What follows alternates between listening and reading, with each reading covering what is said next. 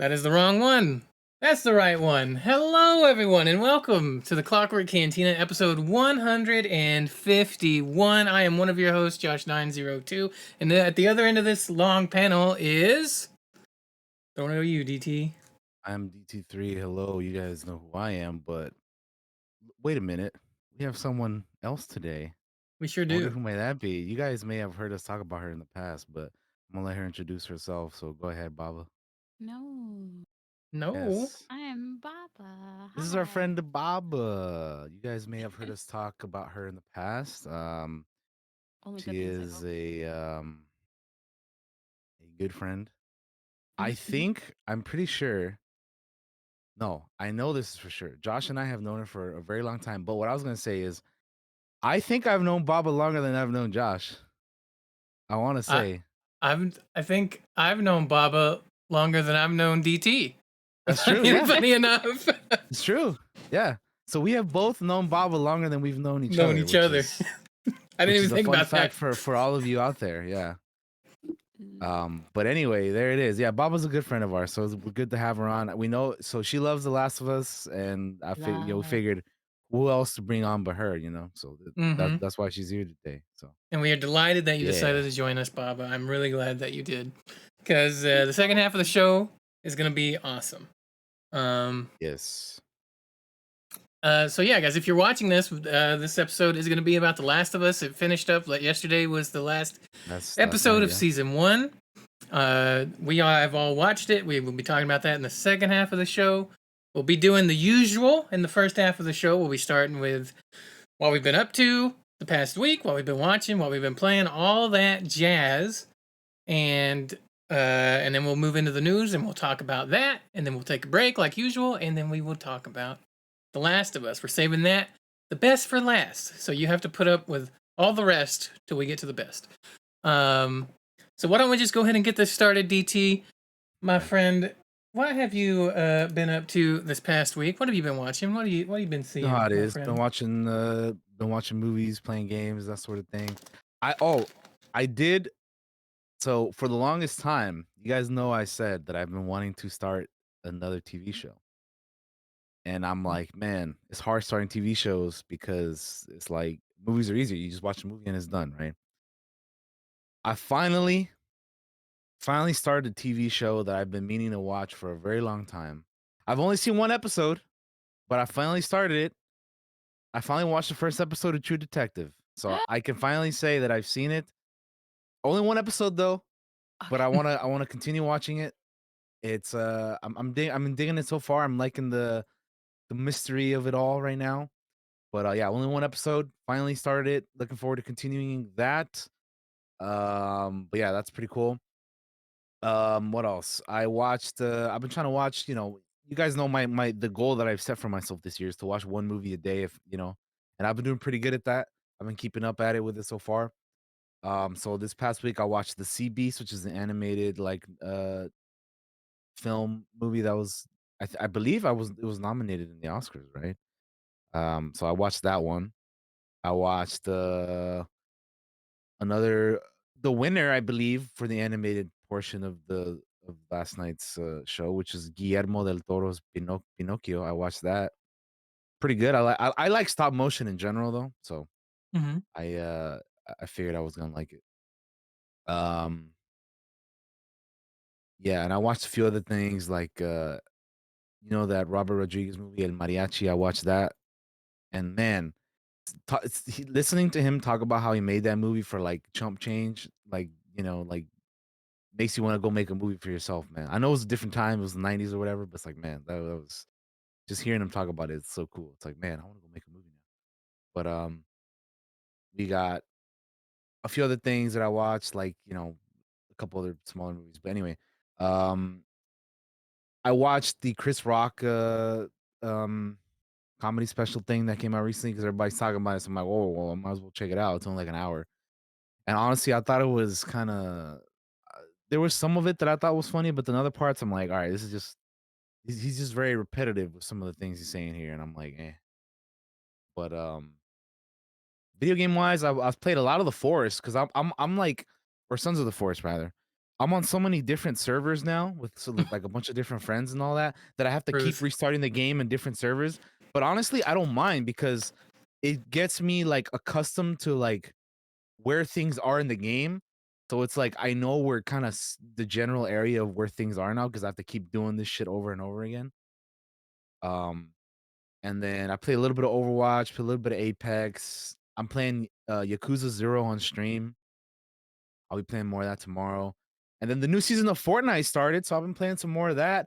We even got some wins. Got playing with DaBaba. DaBaba plays with us too, and it's like we be getting them dubs and stuff, and it's fun times, man. It's a lot of fun. Yep. And then finally, I just been keeping up with the live Star Wars shows, so Mando and Bad Batch, loving them both, enjoying them both. Can't wait to talk about those whenever we get to those. But that's pretty much been the fun stuff I've been up to this past week. Cool. Cool. Baba, I'm not putting you on the spot, just if you want to talk about anything, but has there been anything the past week that you would like to talk about? Any shows or games or televisions or movies or any of that stuff? I think I kind of like, I don't know if this is good, but I kind of intersect with Daniel there, where I've played the Son of the Forest, and I'm loving it. Though we haven't played it much after that on my end. Uh, Fortnite. Um, Yes.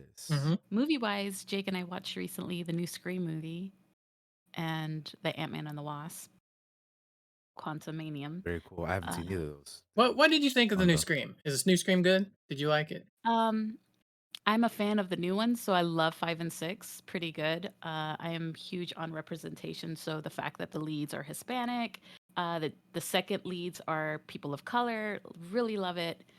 And I think they do a good job of bringing the legacies back and interchanging their stories. I really enjoy it. I have a question Cool. for you for that movie, really quickly Okay. before we move on, Uh-huh. because everybody who knows about this movie knows I that didn't they know did we not. could ask questions. I would have asked you questions about the show you watched, but Oh, you anyway, go on. you could have. Well, all I was gonna say is, without any spoilers, obviously, Mhm. how do you think? Well, first of all, let me rewind a little bit. Mhm. Mhm. Mhm. Anybody who's been keeping up with this new Scream movie or knows about it, knows that they did not bring back Neve Campbell for it, right? Yeah. So, without any spoilers, obviously, how do you think they handled her absence in the movie? Uh, no spoilers. Right. I think pretty good because I was very cautious about it. I didn't know if I wanted to see it if they didn't want to pay Nev for her role when she is the lead of this franchise. But I Yeah, think I they did mean, pretty well. I remember when the news like broke out that she wasn't gonna be in the movie. I was like, how are you not gonna pay your lead actor, your lead Yeah. actress? Like, she is the franchise like since the beginning. Like, how are you not gonna pay her? It's insane. But anyway, yeah, I digress. That's a whole other topic. But yeah, I was just I curious think because yeah, pretty well. well, that's cool. I That's think good. I think people will like it. I'm looking forward to checking it out. I watched the recent one, which came out what last year, Yeah, the fifth one. Yeah, I watched that one like I don't know a while back, and I enjoyed it. I thought it was very much like it's a Scream movie. You know what you're gonna get. But I like yeah, them. It's anyway, for me they're better than 3 and 4. 5 I really enjoy 5 and 6 right now. mm. And then TV shows, I'm watching You, Oh, I still need to start that. I haven't started yet. the final The part of the newest one. season drops. I haven't started the first part, so I gotta get on that. But man, I just Good. TV shows. I don't know how you watch so many, Baba. I don't know how you do I it. s Sometimes I slip, sometimes I'm behind, like, I just caught up on Handmaid's Tale, the last season Oh they yeah, I did. know you've been watching that, Um, of course, Last of Us, of course. and that's it.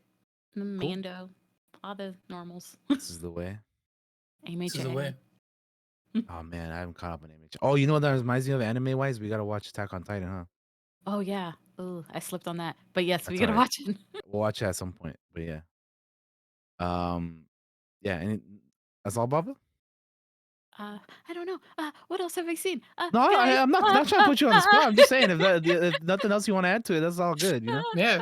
the new Luther show's coming out. I mean, the movie for the show, and I'm really want to You're watch that. excited for that? Cool. Yeah, I haven't watched any of those. Is that Awesome. good? Any of the Luther. Luther? It's Idris Elba and Yeah, Ruth I Wilson, love who's Idris. spectacular at what she does. I recommend. I'll need to check that out. Cool. All right, Baba, if that's all you got, Mhm. we can move on to moi. I watched a couple movies. I watched Charlie Wilson's War, which I've never seen before, with Tom Hanks and who's all in this movie? Oh, I already have it open. It has Tom Hanks, Julia Roberts, Philip Seymour Hoffman, Amy Adams, and Ned Beatty are in that movie. And that movie is a really interesting film. I think I liked it, but it's like it's based on real life, but it's very comedy driven, and you see Tom Hanks's ass like 15 minutes into that movie, and I was never expecting that. So that's interesting movie. But I'll watch anything with Tom Hanks. I love Tom The Hanks. cast So. sounds pretty good. Sounds pretty stacked. Yeah, it's the tone is a little strange. I don't know. Maybe I need somebody else to watch it. I talked about this with Thack and Voice the other night. The tone just feels strange because it's geared towards comedy, but it's dealing with like all this serious stuff in it. But I liked it. I don't hate it. It just kind of struck me as kind of odd, and it's interesting. I think it's worth a watch for sure. Next thing I watched was Dragon Ball Super Superhero. I haven't watched any of the new Dragon Ball stuff, like any of it. Like since Super started, didn't watch any of that. I wanted to do a rewatch with like Dragon Ball Kai, Z Kai, or whatever you call it. But I haven't because that's a lot to give anime. That's a lot of stuff to watch. Yeah. But growing up, and I think most of us growing up we watched Toonami, we watched Sailor Moon and Dragon Ball Z and Dragon Ball and Yu Yu Hakusho and all that stuff that would come on Toonami. And I was a big Dragon Ball Z fan and Dragon Ball fan. And I always loved Gohan and Piccolo. And this is their movie. They get the shine, and they give them their own movie, and they get the shine. And I was talking in your movie chat, DT, as I was watching it. I was like, you know what? I finally got to watch Dragon Ball Superhero. And there's a moment that happens toward the end of that movie where I was like, oh my God, this is awesome. And I don't want to spoil it if you haven't seen it. But I do recommend going and watching it. It is a little strange just because they kind of do this, what art style do you call it? Like 3D little art style kind of changed. If you're not used to it, it might strike you as like, this is weird. Like the CG uses a CGI type animation style. And it made me, after I got used to it, I was like, this is like watching a video game, except it's just all movie. I did watch the dub because those are the voices I grew up with, and I can't get them like out of my head. So Sure. I can't get used to the Japanese voices I've tried I before, understand. and I just can't because I'm used to I feel the like for me, English ones. whenever I watch anime, like I could watch either sub or dub, but I have to start at one or the other, and I can't switch to the other once I start it. Yeah, You know what I mean? So I get that. And that's also, that's probably why I'm like that with Dragon Ball.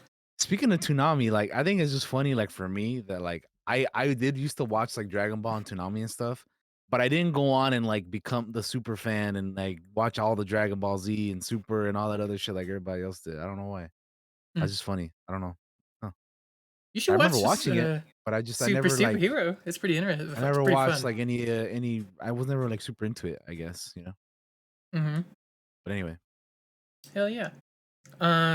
So those are my couple of movies. I actually watched 2 movies this week, I guess. Yeah, that's a lot for me. Television show wise, watching Mando, watching Bad Batch. We'll be doing episodes on those things.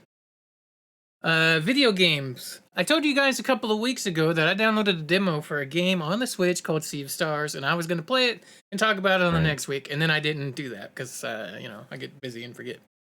I did go back to it this past week, and I completed the demo, and I think I really like that game. It was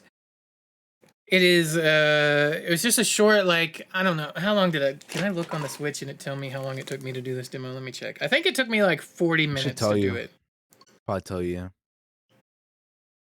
I don't know where to look at though, because I never mess with my Switch enough. Anyways, it's about 40 minutes, 45 minutes. Gotcha. And I played the demo of it. And there it is. It's my green screen's blocking it out, but Yeah. it was good. I like the demo. If you're a fan of Chrono Trigger, I think you should give it a try. Because I'm actually interested in the full game now. I think the full game is going to come out on PC. Let me double check that before I make bold claims on this show. Because DT and I have powers and we make things happen. So you got to be careful what you say. You said it's called Sea of Stars, right? It is going to be on Steam, August 29th. It's on Steam, yeah. Yeah. Chained Echoes. I played Chained Loki. Sorry, Loki said something in chat, and I saw Chained Echoes. I tried Chained Echoes, and I like it a lot. But Sea of Stars as well. If you like Chrono Trigger, check that out. It is pretty cool. Check out the demo. I don't know if there's a demo on the Steam though.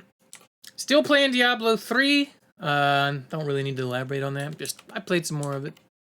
And then the rest of the week has been tabletop prep because we are going to be playing Star Wars tabletop game. Yes. And it will be streamed, and I will make an announcement on that on the future when that announcement is ready, but it is not ready I didn't know currently. you were gonna stream it. That's exciting. Oh, yes, ma'am. I'll talk to you after the show about it, actually. Okay. Because we got some things that aren't quite ready yet, but keep an eye out. But I'm gonna tell Baba all of it. I'm gonna tell Baba all of it when the stream is over, so you can badger trying to get info. No, I'm kidding. Oh, no. Don't do that. Don't do that. I'm horrible at lying. But yeah, I've been tabletop prepping, and I've been watching some videos on different ways of DMing, and I think I'm going to change things up a little bit with this go around. You know, when I did Frozen Decimation, which DaBaba was a player in, by the way. It was. And we streamed that for a little while here on the channel. In fact, the VODs I think are still here. They're just hidden. I have my Ellie mini over there. The mini, yeah, I have all of you guys right up there. You can't see it because I have the green screen up, but all of you guys are right there. Joel is right next to him. But yes, I have all of you guys as many. I forgot what I was gonna say. I'm an idiot. Yeah, I completely lost my train of thought. It's fine though. Decimation, D&D, GMing different styles. You were saying GM different styles. That's what I was gonna go with. In the past, and you guys know this, because I ended up getting burnt out, which is a thing that happens a lot when you DM. If you put a lot of pressure on yourself, and I'm somebody that puts a lot of pressure on myself. On this next tabletop adventure, I'm not gonna put as much pressure on myself. In fact, I'm gonna do the opposite.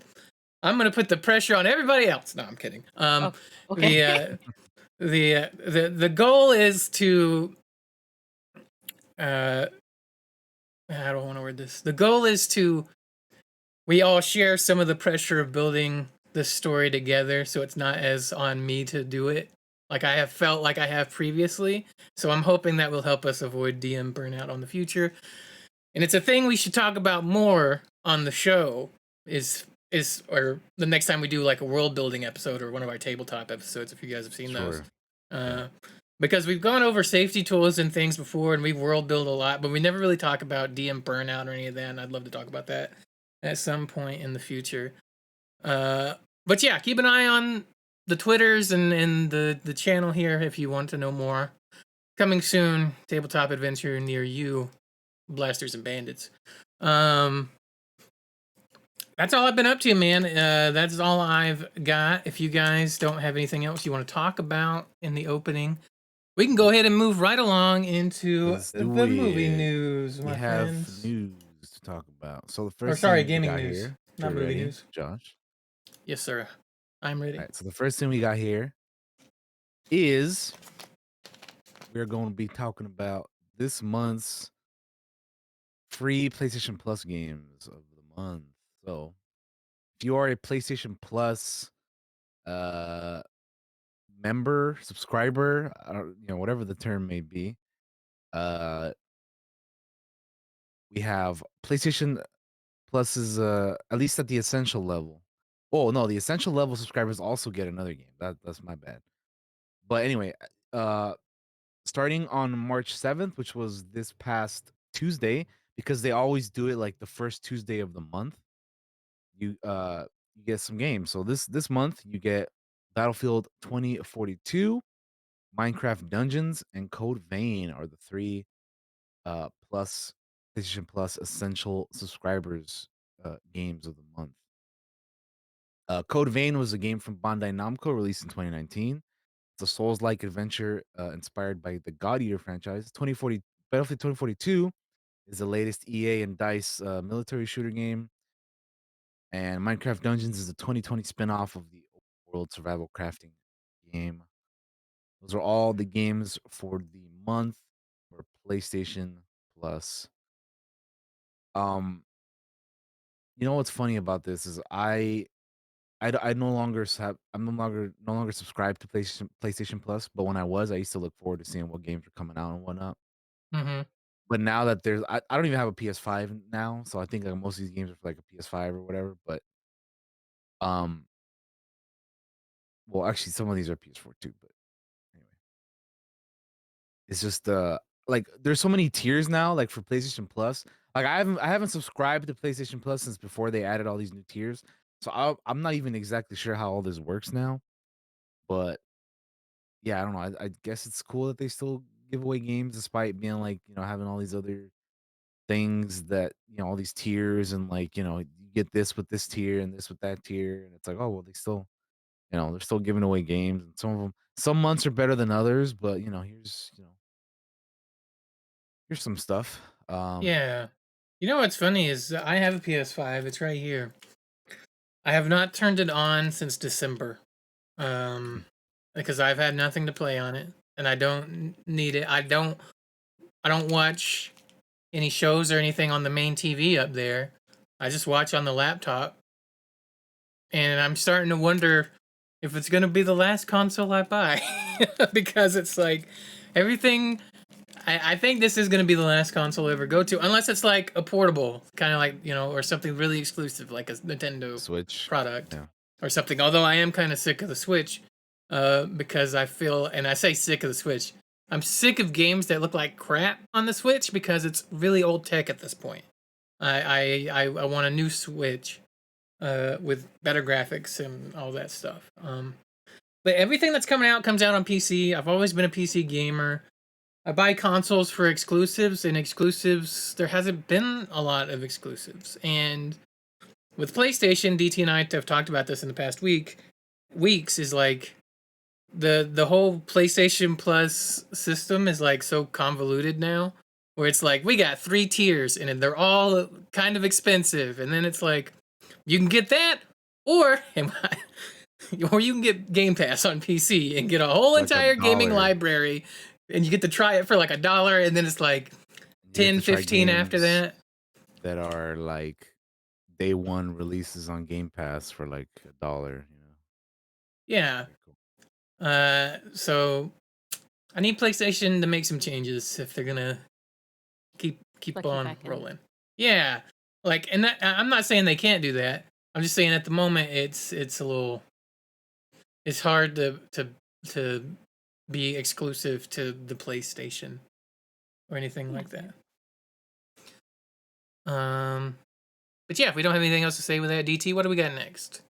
Um, Next up, we have Suicide Squad Kill the Justice League delayed again. Uh,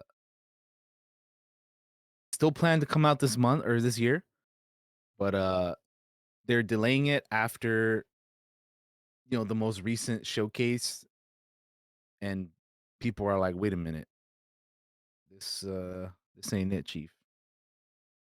But the previously announced date of May 26th won't be happening anymore, according to a report from Bloomberg. Warner Brothers is reportedly delaying the game sometime later this year, which follows a tepidly received gameplay reveal in February. It showed uh, the four-player co-op central to the game, uh, footage of all the characters pretty much fighting the brainwashed forces of Brainiac in Metropolis. Um, and then the gameplay just reeked of like Avengers and Destiny 2 and Anthem, and It had like gear scores and battle. Yeah, there's gonna be a battle pass, and you know, everybody was like, how they're turning into a live service game, or it is a live service game, Mm-hmm. which is kind of like what people are like not too happy about, especially considering Rocksteady had done the Batman Arkham universe, and those games are like so further from the whole live service dealio that games are doing nowadays. But yeah, like I will say for me, like I was kind of a bit bummed out because I was looking forward to this game, but I'm sick of every game needing to be a damn live service. Like I will like obviously I play Fortnite and I get the battle passes, like so sure I do. There are certain games where I do get the battle passes, but I think that is a free to play game, and you only put money into it if you want to. Whereas it's different if you get a game that you already have to pay 60, $70 on top of that. And then it's like, oh man, we're gonna add all this other stupid bullshit that you have to, not necessarily even like pay a bit more for towards, but it's just like it just feels unnecessary to me, like to add like a whole like live service to something that you already I just it just doesn't sit well for me, man. Like I'm kind of with like everybody else. And then like for me personally, I'm not even a big fan of like gear scores in games, dude. Mm-hmm. Like I know that's more of a thing in like MMOs and that kind of stuff, but I'm just that to me is just not I'm just not like a numbers person, I guess, when it comes to like games and stuff. You know what I mean? Like No, I I don't got you. really I don't really care about that kind of stuff. Like when it makes sense, I guess it's okay, but I just for the most part, I'm like, if you don't need it, why add it in, But that's Yeah. just how I feel about it. No, I got you. Baba, do you have any thoughts on any of this, or anything you Have want to you say about it? Have well, you looked first at of all, any of it? Baba, did you even know about this game? Yeah. I just because of my work, I kind of know about it. Mhm. Um, I wasn't really interested in it. The whole battle pass thing, I just started to understand it with Fortnite and my mobile games and like finally Yeah. deciding to spend $5 here and there. Mhm. Mhm. So I just ugh. Yeah, You made a good point. Like I never considered that you're already paying $70 on top and yeah. then you want to pay more for cosmetics. Is it just cosmetics for Suicide Squad? Usually for games like this, I think it is because they don't want to be like I hope to God it is. well I don't know if you remember, but like Overwatch was a game that you and like Star Wars Battlefront 2 when it first came out. There was games years ago, like 2016, 2017, I want to say, that like came out where you had to like pay the game full price. And then on top of it, they're like, here's loot boxes you can buy for Hmm. stuff that at that time was more than just cosmetics, which is what got us to the point where we are today, where it's like there more games are leaning towards the only cosmetic, which is Hmm. I think more of the right move if you still want to pay for stuff like that. But still, I think it's kind of like shitty, like in general. Like you're already paying games these days are gonna be $70, right? So let's just say you're paying $70 for a game. And then on top of that, they're like, oh, you can pay this much amount for this skin or this for that. It's like, man, what like I miss the days of buying a game and then that was That was it. it. Or you buy a game and it's like, do you remember Josh, like PC games used to have expansions? I was fucking God. You read my mind. I was gonna You bring up. buy Remember when you used to get expansion packs for you buy games? a game and then that's it. And then maybe they come out with an expansion and you buy the expansion and that's it. Like none of this other bullshit. Like I know we're living in different times, but like man, I'm just tired of every game needing to be a damn life service. It's unnecessary, man. It really like for some games it makes sense, but not every fucking game needs a life service. I'm Yeah. just We anyway. we literally just saw Avengers. It's gonna be shutting down. And I'm gonna bring up another game. Katie's in the chat. Another game series that we love, which is Dragon Age. The newest Dragon Age, originally, uh, supposedly rumors were it was gonna be a live service game, and then EA went in. I think there was a bad reception. It was a couple years ago now, so my brain's a little fuzzy on it. So I don't want to say definitively this is what happened, but I remember because we talked about it on the show. EA went in and was like, hey, listen, we need to not do this. We need to not. It was after Anthem failed. Anthem had just crashed and burned, right? And EA went in and was like, we need to not do this live service thing. They literally went to them and talked to them about that. Because we all like to say EA's the big bad guy, and I feel like they used to be. Yeah, sure. I'm not so sure about it nowadays, who the big bad guys are anymore. They're all corporations, and they all want money, so let's be real. They're all probably big bad guys. But there were people in BioWare that wanted the live service play. They wanted it to be a live service. And I feel like that is such a terrible move nowadays, because it's like, it's slow. It's a slow change.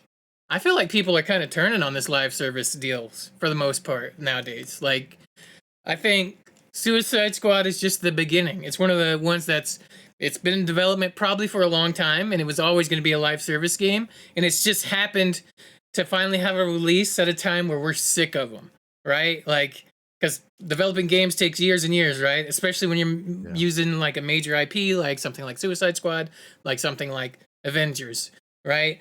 And that shit's expensive, and those games have to make money because IP rights are expensive to have and make video games out of. So, it's a bummer. I despise having to play a game and then having a live service in it, and then feeling like I'm kind of missing out on something. I miss the days of like, here's not Dragon Age, sorry, here's Elder Scrolls Oblivion, and then here's the fucking expansion pack, right? That came with an entire new story, entire new zones, entire new things, right? And like, we have DLC packs now, but a lot of them are like, here's the skin and a mission. Like, I miss the whole, like, I buy the main game, and here, like 6 months to a year later, we have this awesome expansion pack that adds more to the story. And we still get some of that sometimes. I think Horizon is gonna have a big a DLC expansion kind of dealio soon, right? The new one. Yeah. The Forbidden West. Yeah. Yes, exactly. So I don't know. It's an interesting time and thing to watch nowadays. Especially, there were a lot of people that so I watched some reactions because I missed the deep dive they did on Suicide Squad, but I went back and I watched somebody's reaction on YouTube. And when they watched the gameplay, they were like, hey, this looks kind of fun. They hit the live service part, immediately turned on it, because it's like, this is so, it's just terrible. It's just bad. Well, before we move on to something else, I just want to add on too. Apart from the battle pass stuff, the gameplay looked very repetitive and like not exciting. Like, it's basically, you have a group of 4 characters. You have the Suicide Squad.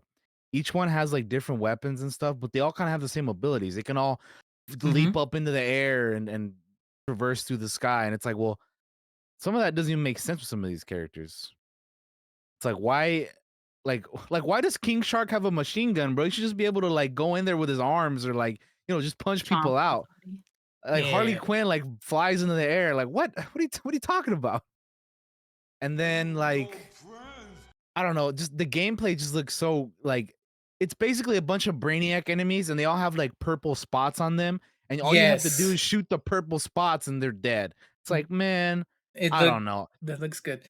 That's one thing I'll give the Avengers live service game. They had a lot of problems. They had a shitload of problems.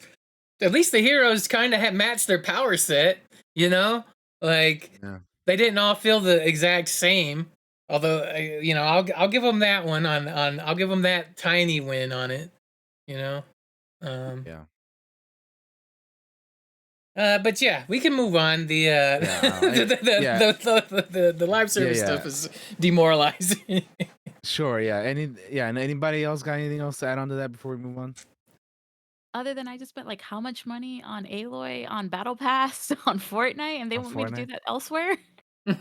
Oh, well, that's Fortnite. I mean, that's, She was worth it. I love her. Okay. She is worth it. I also got Aloy in Fortnite, so no regrets. She's great. No Love Aloy.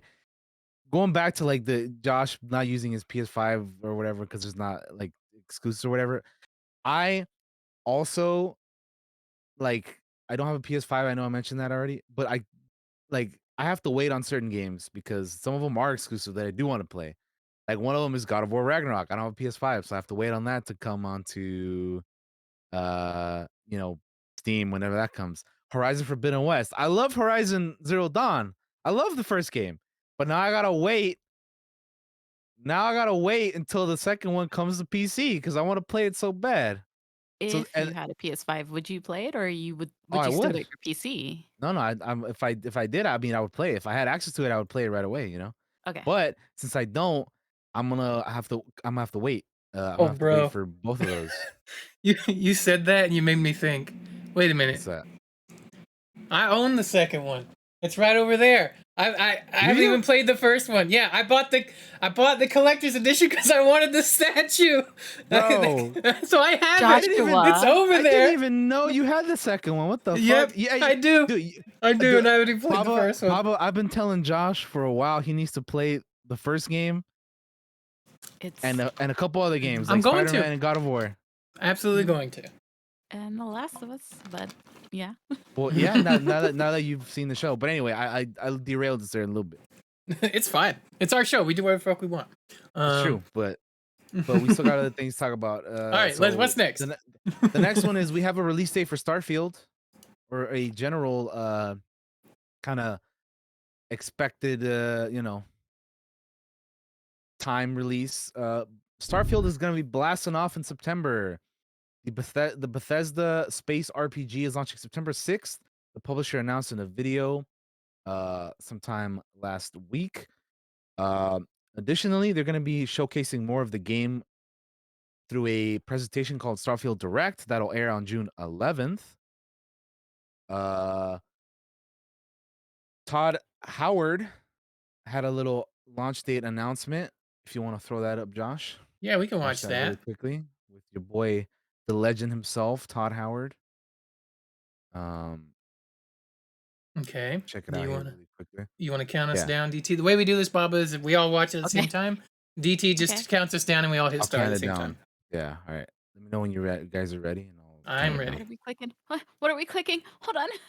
You're fine. The link there Okay. has a video on it, Oh, okay. and then you just And as a press- guy standing there yes.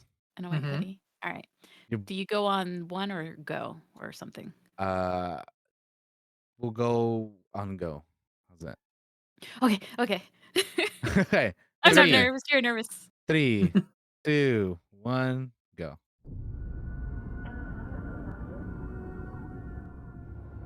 So we've seen a little bit about this game Mm-hmm. now, and I am curious if we're ever I want to see more actual gameplay, because I feel like we've seen more of people talking about this game as opposed to the game itself. So it looks like we're getting some here. My question is, Baba, have you heard about this game, and have you ever played any other Bethesda games? I'm pretty sure I have. Yes, I'm freezing in the brain. Fallout, Name big ones. Skyrim. Fallout, Skyrim, Any of the Elder Scrolls. Oh, I lied. I have never played any of those. Wolfenstein. Yeah, they've done. That's like the majority of the stuff they're more known for. But I played like 5 minutes of Fallout 4, and got murdered by a cockroach or something, and I was like, nope, out. they also did Dishonored, Doom. Did you ever play Prey? Do you remember that game, Prey? I watched Aaron play it because it was too spooky for me. Well, they did that too. Into this game, and even I'm surprised how much we can pour. It is large. We're playing the game all the time. Shout out over here to lead producer Tim Lamb. Old school fans, you may remember him from the Oblivion making of video, where he's sitting on a similar sofa doing similar things.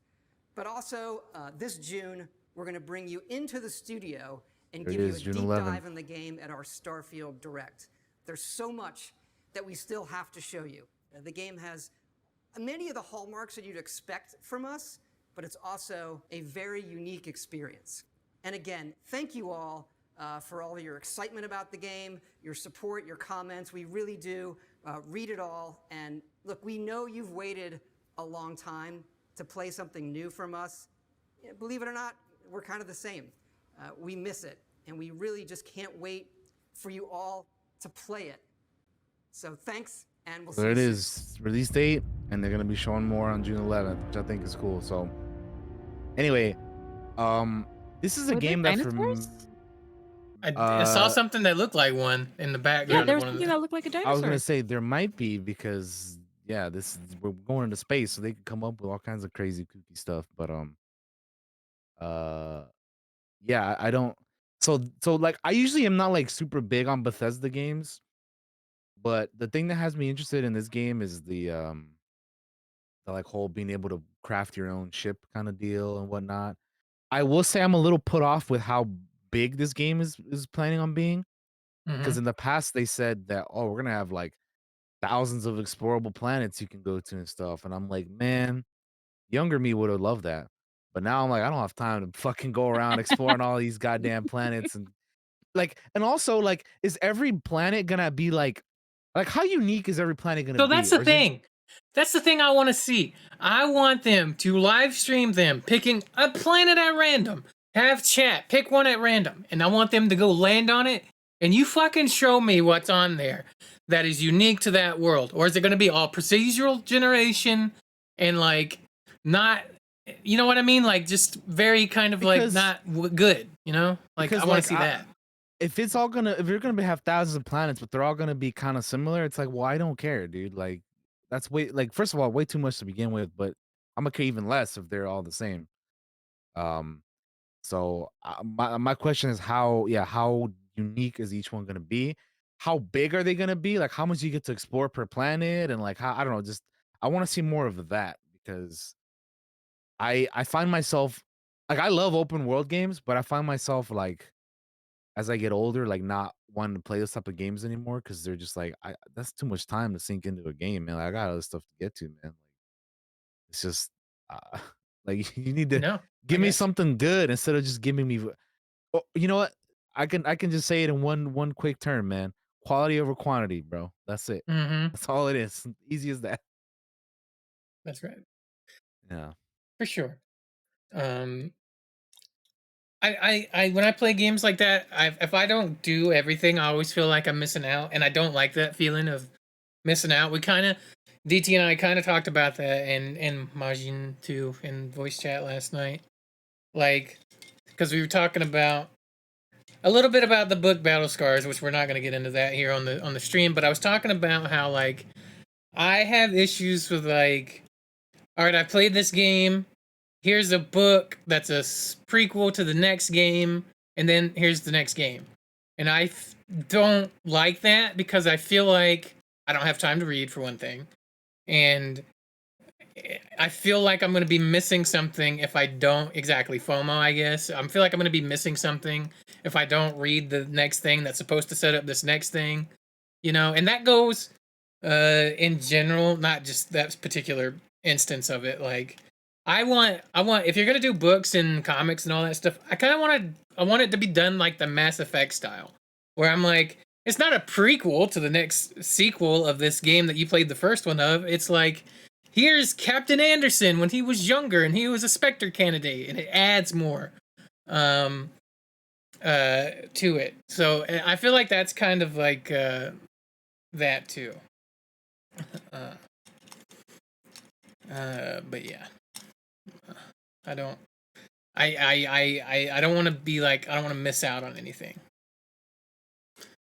Yeah, I get you. Like a completionist. Yeah. Yeah, It's like the need to like have to like keep up with everything and just without having to feel left out of not knowing because other people are gonna obviously look into it. exactly. That's what I was Yeah. getting at. Anything else on Starfield, guys, or would you like to continue I on? was just gonna ask Baba since she hasn't really Mhm. played much Bethesda games. Like this probably might not be her type of game either because it's more of a uh you know, bigger, more open, like kind of space game. And I know that's not really kind of your vibe, but yeah, no, I was again another game I was curious about if you like knew about it or like what you know if talked about it at work or anything like that. If anybody Not was this planning one. on playing it, not this one. Okay, Mm-mm. My eyes interesting. probably glazed over when they talked about it. Hey, Hey, that's fair. like I said, this probably isn't your type of game anyway, so it's all good. I wonder how open it Sorry. is, because like the biggest open game is probably like you've played Horizon, Yeah, and like that's a big map. To me, that's open, but like this yeah, I sounds would say so. like But a game much like this though, more, yeah, is gonna be way bigger. and I Like couldn't handle that probably. yeah, like Red Dead 2 is like massive, and that you know, I feel like maybe something like Starfield might be even bigger. Sandwich, quit doing that. All right, don't be smart with me. Sandwich, good Uh, sandwich.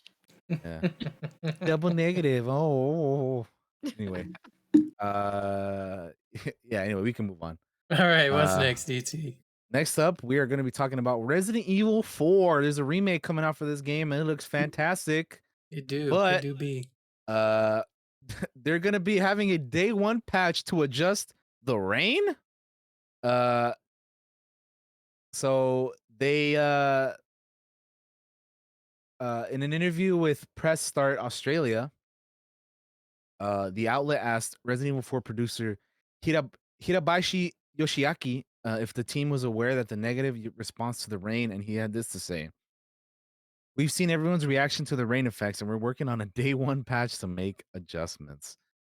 Uh, so apparently people are not digging the rain or anything. I'll be honest, I haven't really looked into like what the issue with the rain is. Uh, Well, I'll but say this screenshot at the top don't look very good with it, but that's just a screenshot, yeah, obviously.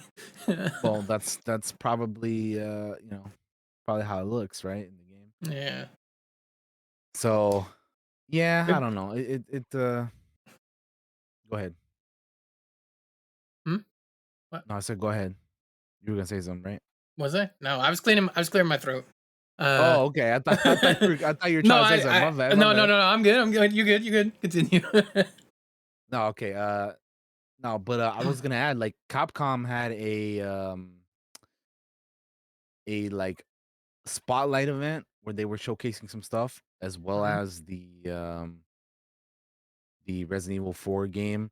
So we're gonna look through here and we're gonna like if there's something you guys want to talk about, we'll like throw it up and watch it and check it out. But apart from that, you know, there isn't a whole lot Oh, okay.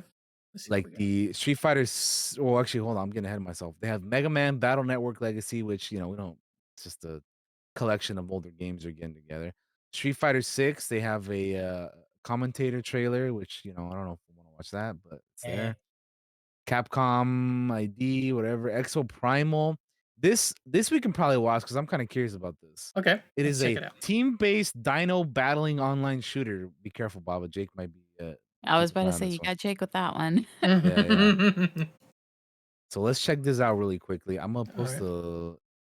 Here you go, Baba. Just to make it easier for you. There it is. There it is. Oh, I have it up already. Okay, cool. I'm ahead of the curve. It's just it makes All my whole right. screen white. No, yeah, I got you. All right. Let's check it out, shall we? Yes. It's an ad. 3. Oh, you have an ad? Yeah, it says video play after ad. Oh, okay.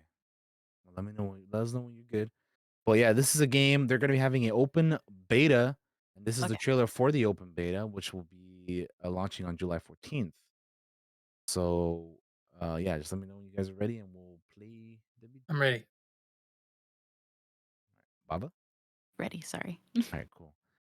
3, 2, 1, go.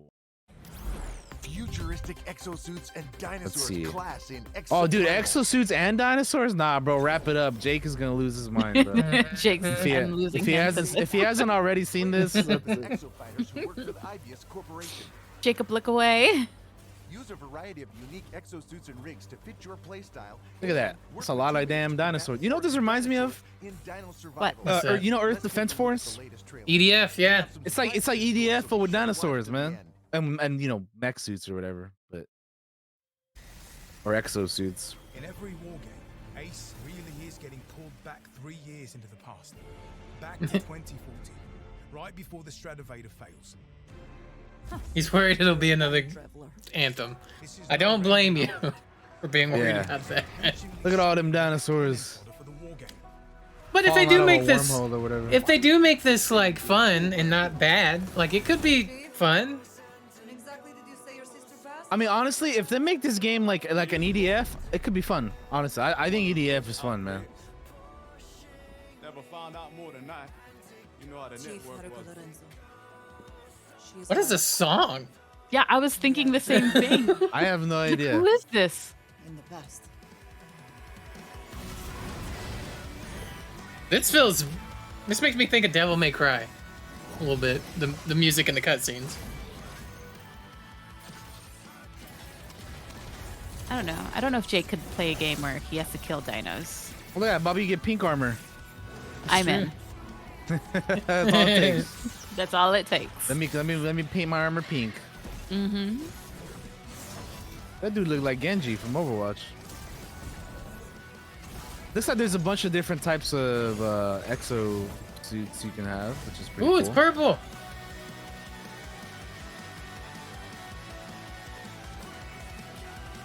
I don't know. It could be fun. Yeah.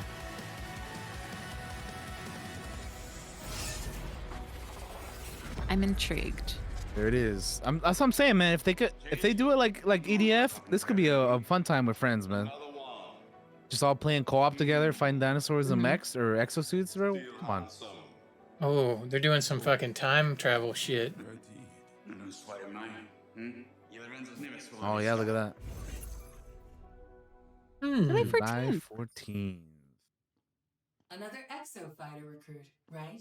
Who's this? What's this? Welcome to Ibius. Open beta March 17th to the 19th. That is like real soon. That is like That's around the this corner. weekend. Yeah, that's this weekend. They picked a bad time to do it because the Diablo closed beta is this week. Oh. I gotta get Taco Bell, right? No. KFC. Yeah. Anyway, that looks like it has potential. Like it could be fun. I think it looks kind of fun. I don't know if it'll be a release game. Oh god, they're showing Oh a man, Game Battle Pass. Pass. No. Oh boy, Oh, there it is. no. We were just talking about that earlier. Oh man. Oh, See, this is exactly what I mean. Why does every game need a battle pass, bro? Come on. I don't. need a it's gonna damn be on battle Game Pass though. It's gonna be on Game Pass. That that's the good thing about it. It's like if you got Game Pass, you can try it. Yeah. Like, True, we do have Game Pass. All three of us? I think mine's expired currently. So there's not anything on there I want to play right now. All right. Well, we have other things we can watch here. They have some Resident Evil stuff, which we probably want to check out, right? They're coming out with a new movie, a CG movie. So we got a brief glimpse of that. Here it is. Resident Evil Death Island CG movie. They have a let me see. Oh wait, never mind. That's the whole damn thing. So we ain't gonna watch that. Never Yeah. mind. Yeah, let's The- pass. the- Go so ahead. what they Get the did say popcorn. about that though is that they showed a brief glimpse and it looked creepy. So that sounds like Resident Evil. But we do have Mhm. a Resident Evil 4 chainsaw demo, which we can check here as well. It's like 2 minutes, so we can watch that really quickly. Can I ask a Yeah. question real quick? Of course. What is your experience with Resident Evil? Like, have you guys Mine? played all the games? Yeah. So I'll go first and then Josh can go after. Yeah, But go ahead. for me, I have played a lot of Resident Evil 4 and 5. Those are the two that I've played the most. A lot of the So you're earlier excited ones. for the 4 remake. Oh, I'm so down to replay the remake. I played the shit out of 4 on the PS2 and the GameCube. So yeah, I can't wait to replay that one and have it look amazing. And then 5, you remember we played 5 a little bit? Yeah. I played I used to play that one a lot in co-op too. So whenever they can make the remake for that one, that's gonna be another one I'm very excited about. Yeah, no, I'm excited for the remake for Resident Evil 4, but that's pretty much my extent of it. Like some of the earlier games, I never really got a chance to play. So you didn't play Um, the remakes for the new, like 1, 2, and 3? Not yet. I want to, especially like 2, um, but I haven't had a chance to yet. But I want to. I definitely do, but I haven't Actually, yet. All right. Growing up, I had a cousin that played the original Resident Evil, which made me want to play the original Resident Evil. But I was really young at the time. But my dad, being my dad and the awesome person that he is, uh, he was playing it and I was watching. So, yes, my dad's a gamer, believe it or not. He's the one that got me into it. Um, and he was playing it and it got to a really early cutscene where that zombie turns and looks at you. And I was like, I'm never playing this. This is terrifying. Many years later, Oh man. I played Resident Evil 3 and I fell in love with Jill and my boy Carlos, who is still needs I want in another game. Mhm. And then I've played 4. I've played and completed 4. I haven't played any of the remakes, but I own them all. I'm gonna do a franchise run. I'm gonna conquer my Ooh, fear. Obviously, I'm not afraid of it anymore. I'll be But excited to watch that. Yeah. yeah, for sure. I am definitely. I do want to play them again, and I want to do the remakes. And I know they've changed some things about them, but that I definitely want to. I it's weird. I any of you that know about me know I'm huge into role playing, right? Like even when I was like a 16-year-old snot-nosed teenager, and didn't even know what like tabletop role playing was. Used to role play on message boards on forums, right? And one of them, Same. Baba's gonna kick out of this. One of them was a Resident Evil one. Um, I did and too. yeah, and it's I don't know. It's a franchise that even though I haven't played all of them and I don't know a lot of the characters or even a lot of the story, it attracts me to it for some weird reason. I don't know why. Um, but I am attracted to that franchise, which is why I want to do the run. Um, I know many years ago, Baba and I talked, and Baba wanted to do a tabletop RPG that was Resident Evil, Yes. and Yes. probably That still I that does love want to the do world. that. that would be pretty Yeah. cool, yeah. Would be So, badass. so maybe we'll do that in the future. But yes, Baba, to answer your question, Why I not, have right? played some Resident Evil, and I am a big fan of it, and I want to play all of them. I played the demo for the newer ones. I did it on stream. I think one of my most viewed clips is me getting jump scared from the fucking demo for I don't Village, I think it was, or Mhm. one of the demos. Yeah. Uh, so yeah, uh, that's my extent of knowledge with the Resident Evils and what I've played. So Baba, what's your experience with Resident Evil? Yes. I was always a little too scared to play. I played the first game, and do you guys know like the first hour of the first game? Not There's a really. point you walk like once you get to the mansion, there's a point you walk down a hallway and then like dogs jump through the window. Yep. It's an Drop the iconic controller. scene. Yeah. Drop the controller, never played it again. Oh, Wasn't for me. I was too scared, but I love the story. So I don't know if you guys know, they had an author write books for the okay. games, and I was obsessed with those books. I read those books. I just read them all. I love them. Okay. But I'm too scared to play it. So I watch Aaron from Blind Wave play Resident Evil 7. Shout out to Blind Wave, by the way. Then I watch Jake from My Life. I don't know where that is saying that. Jake, I watched Jake from my life. Oh my god. Yes, yes. I watched Jake play 8 because I can't play the games. I get too scared. I can't. But I love the story. I just love the whole lore, the story of Resident Evil. Yeah. And now I'm Uh, embarrassed. I'm blushing. I don't You're believe I said fine. that. You're it's fine. cool. It's fine. I was actually pretty funny though. I'm not gonna lie, but yeah, no. Resident Evil has some good stuff in it. Which speaking of Resident Evil, they're supposed to be bringing in we were talking about Fortnite earlier. They're supposed to be bringing in Jill and or no, Claire and Leon into Fortnite pretty soon. So that'd be cool Ooh. because Then they I'll already have to have. buy some more Fortnite bucks. Yeah, right. I'm in a constant struggle of always needing more V-Bucks. But anyway, Yeah.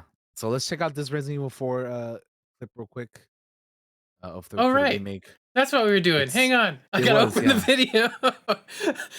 We got on that tangent. I We forgot. did, yeah. It's a little less than 2 minutes. We'll check it out though real quick. Let me open that. I And accidentally closed it. yeah. 2 seconds. 2 seconds. 2 No seconds. worries. It's loading. You still got it. You still got it, Baba. Yeah, that was my smooth way of distracting everybody while I had to watch an ad. Hey, it works out. Okay. It's stop it. Stop playing. Stop it. Son of a bitch. Mine you. was doing that Okay. too. Hmm. Okay. Mine was doing I'm that too. Where it ready. was auto playing. Oh, okay. I'm ready too.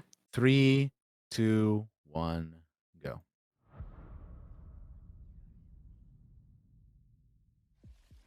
I just think this looks incredible because I used to play it, like I said, back on the GameCube and PS2, and I'm like, man, this looks so much better now.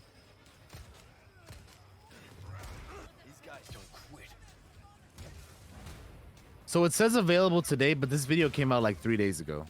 If you're Okay. watching this live, So it's super available now. it is very available. Man, that chainsaw dude.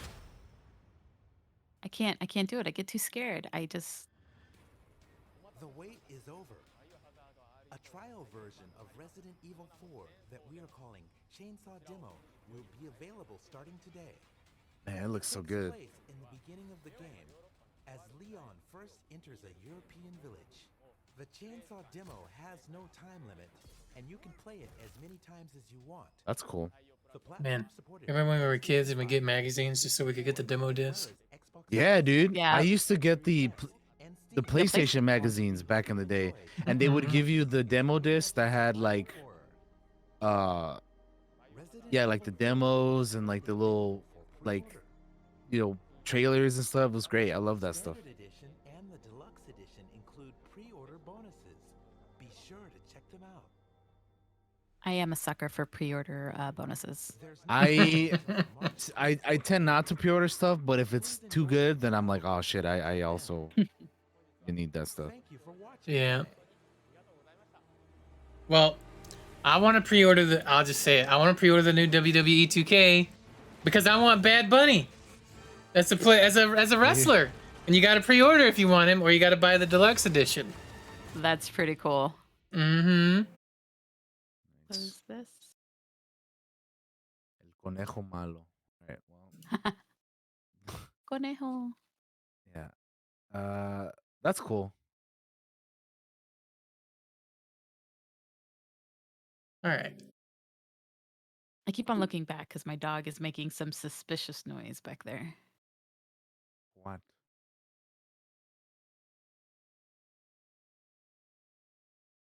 Dog, Is what are happening? you doing?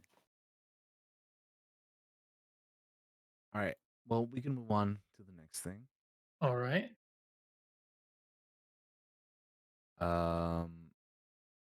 So the next thing we have here, I actually haven't seen this yet, so this is gonna be my first time checking it out. It is going to be the gameplay overview for the new RoboCop Rogue City game. So I am a fan of the RoboCop OG movie. Same. And we've said on the past on the show that we've been wanting to see a game for this. Like we said for Starship Troopers and Terminator and Alien and all those for 80s franchises that we love. But anyway, How we discovered we had powers. indeed. So let's check Mhm. this out really quickly, and then we'll talk about it. Have you seen RoboCop, Baba? The original Yes, I've seen both the original and the remake. and the remake, yeah. I actually didn't mind the remake as much, but I like the still- actor. What's his name? Fuck. Joel Sorry. Kinnaman. Yeah. Yes, Yeah. I do enjoy him. Yeah, I like All right, Joe. let's check it out. You guys are ready? I'm Mhm. ready. 3, 2, 1, play. I should say I have already seen this because Okay. my curiosity got the better of me. That's fair. But I'm gonna watch it again. It's the second time I've seen it, so This is my first time, so this is all new to me. You came to clean up this city, didn't you? It'd be easier to burn it all to the ground. Suspected Believe drug me. trafficking. Investigate Burn arcade it all. store.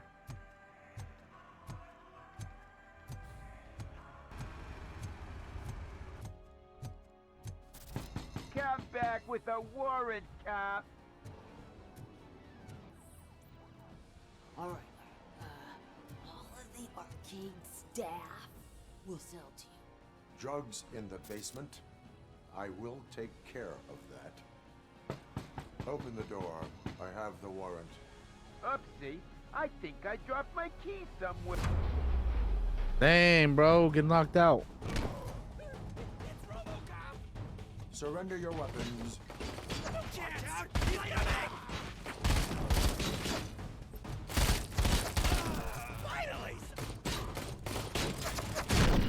Oh, damn. I forgot Damn, they do the little. he just launches people. That's straight out of Crisis.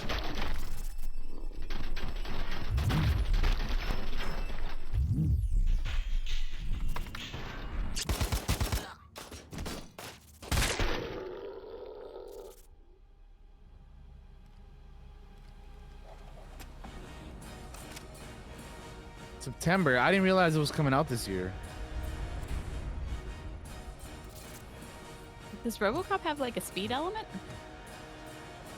It's good. I Like didn't where realize things he slow did it. down? All it takes to improve mindfulness. Does he have a what, Baba? Sorry. Like a speed element? Like where things slow down around him while he's Um, I think that might just be a gameplay thing. I don't think that's a Okay. thing in the movies. But so I was watching this trailer, and I'm just like, man, the first half of this is just him walking around simulator. I'm like, well, I'm waiting for something to happen, and then he actually starts fighting, or you're shooting dudes and throwing them across the wall. So I'm like, all right, that's what I was waiting to see. Um, I think. What do you think, Josh? When you I first saw this? think so. I think graphically it looks good. Yes, I agree. Obviously it needs to be polished up even more, but I thought what they showed there was fine. I I don't want to be negative on it because I feel like what this is it's just a really early vertical slice of it. And honestly, they have a release date. I don't think they're gonna hit it. I think it's gonna be delayed. I could Because definitely see that happening. because I do think I don't see how you can do enough work to get that into like a better state than it is. In that amount of time, it just seems like a really short. Even though it's September, that seems like a really short amount of time. I could be wrong. You know, I'm not the most knowledgeable person on it. I don't know. Like the shooting is auto target, so that's not going to take a lot of skill. How much fun is that going to be? It looks like it's the way they're showing it. The punching and grabbing could be fun. The thing that always made RoboCop so much fun and appealing, I feel like, is just the crazy cast of characters, and all like even the news breaks I'm assuming I'd that buy they're that gonna for $1. exactly right. Yeah. Are they gonna right? This is just gameplay, right? So are they gonna be like cutscenes where they're giving us that kind of stuff that appeals to that part of it as well? Like, because that's what I remember from RoboCop. That and the gratuitous violence that we watched way before we should have as kids. Let's be real. I watched this as a child. Yeah. I don't know. It needs work. I think that's my general feeling. It needs work. I'm a little negative on it. It just needs more work. I could agree with that. I think I would honestly, I didn't feel like they showed very much in this trailer to begin with. Exactly. But, so maybe there's more, but I mean, obviously there's more, but it's hard to go off when half of the trailer is just RoboCop walking around, and then the second half is like, all right, I'm shooting and throwing dudes. But I will say they got the walking sound effect as aces. That's good. Yeah, I'm kind of with you. I think they I could definitely see them delaying it again, or I don't know if they have delayed it, but I could see them delaying it, and then just talking about the working on it a little bit more. Like, I do think the graphics look good too. That's the first thing I noticed right away. I was like, oh, it looks good, but Mhm. is there going to be much to do? Is kind of the thing, right? We'll see. I don't And know how long they're planning on the game of being or any of that either. So And the other thing I noticed, and this is obviously probably just because it's an early vertical slice of the game, is like the streets are really empty other than a few NPCs. Like, are there going to be more people? You know, because you're in the city, it needs to feel like a city a bit more than what's shown there. I'm assuming that's just that's not ready yet. You know, like could be. Yeah. Well, we'll see. All right. Anyway, Baba, do you have any thoughts on that little video slice, or do you want to move right along? I have no thoughts. Okay. Fair enough. Moving on to the TV news. We're done with the gaming news, my friend. Are we gonna do the Dead Island thing or no? Oh wait, we are. Yes, my bad. I'm getting a little ahead of myself, guys. We have we have the final preview of Dead Island 2 to check out real quick. What? Yes. This game? So, What? Baba, you ready? Oh, Watching no. Dead Island 2. I know you've been excited on this one. I have. We actually watched some gameplay over it last week, and I was very encouraged by what we saw. I was very looking forward to it. I have this sick obsession with like Dead Island, Dying Light. So, Josh and I played Dying Light, and hopefully eventually we'll play the second one. But I also told Josh, yo, we should play Dead Island games because I haven't played them. I don't think he has. So I'm like, yo, we should co-op those games. It'd be fun. They are fun. But this is Dead Island 2, the final preview. This is a video from IGN that we can check out real quick. It is real quick is it might go by real quick, but it's a 7-minute video. So let's check it out, and then we can move on to the TV news. So, okay, when you guys are ready, I can begin. I'm ready. Josh, you good? 3, 2, 1, play. As the one survivor seemingly immune to the zombie infection running rampant in its quarantined Los Angeles setting, Dead Island 2 lets you become the most pugilistic plastic surgeon in Hollywood, doling out blunt force facelifts to every valley ghoul and undead surfer dude staggering around its post-apocalyptic paradise setting. During my recent hands-on with the first 5 hours of this long-awaited zombie-slaying sequel, I had a blood-splattered blast becoming the rotting flesh prince of Bel-Air and turning every floor in the city into a ghastly red carpet, even if it did feel at times like I'd curb-stomped a lot of these same skulls before.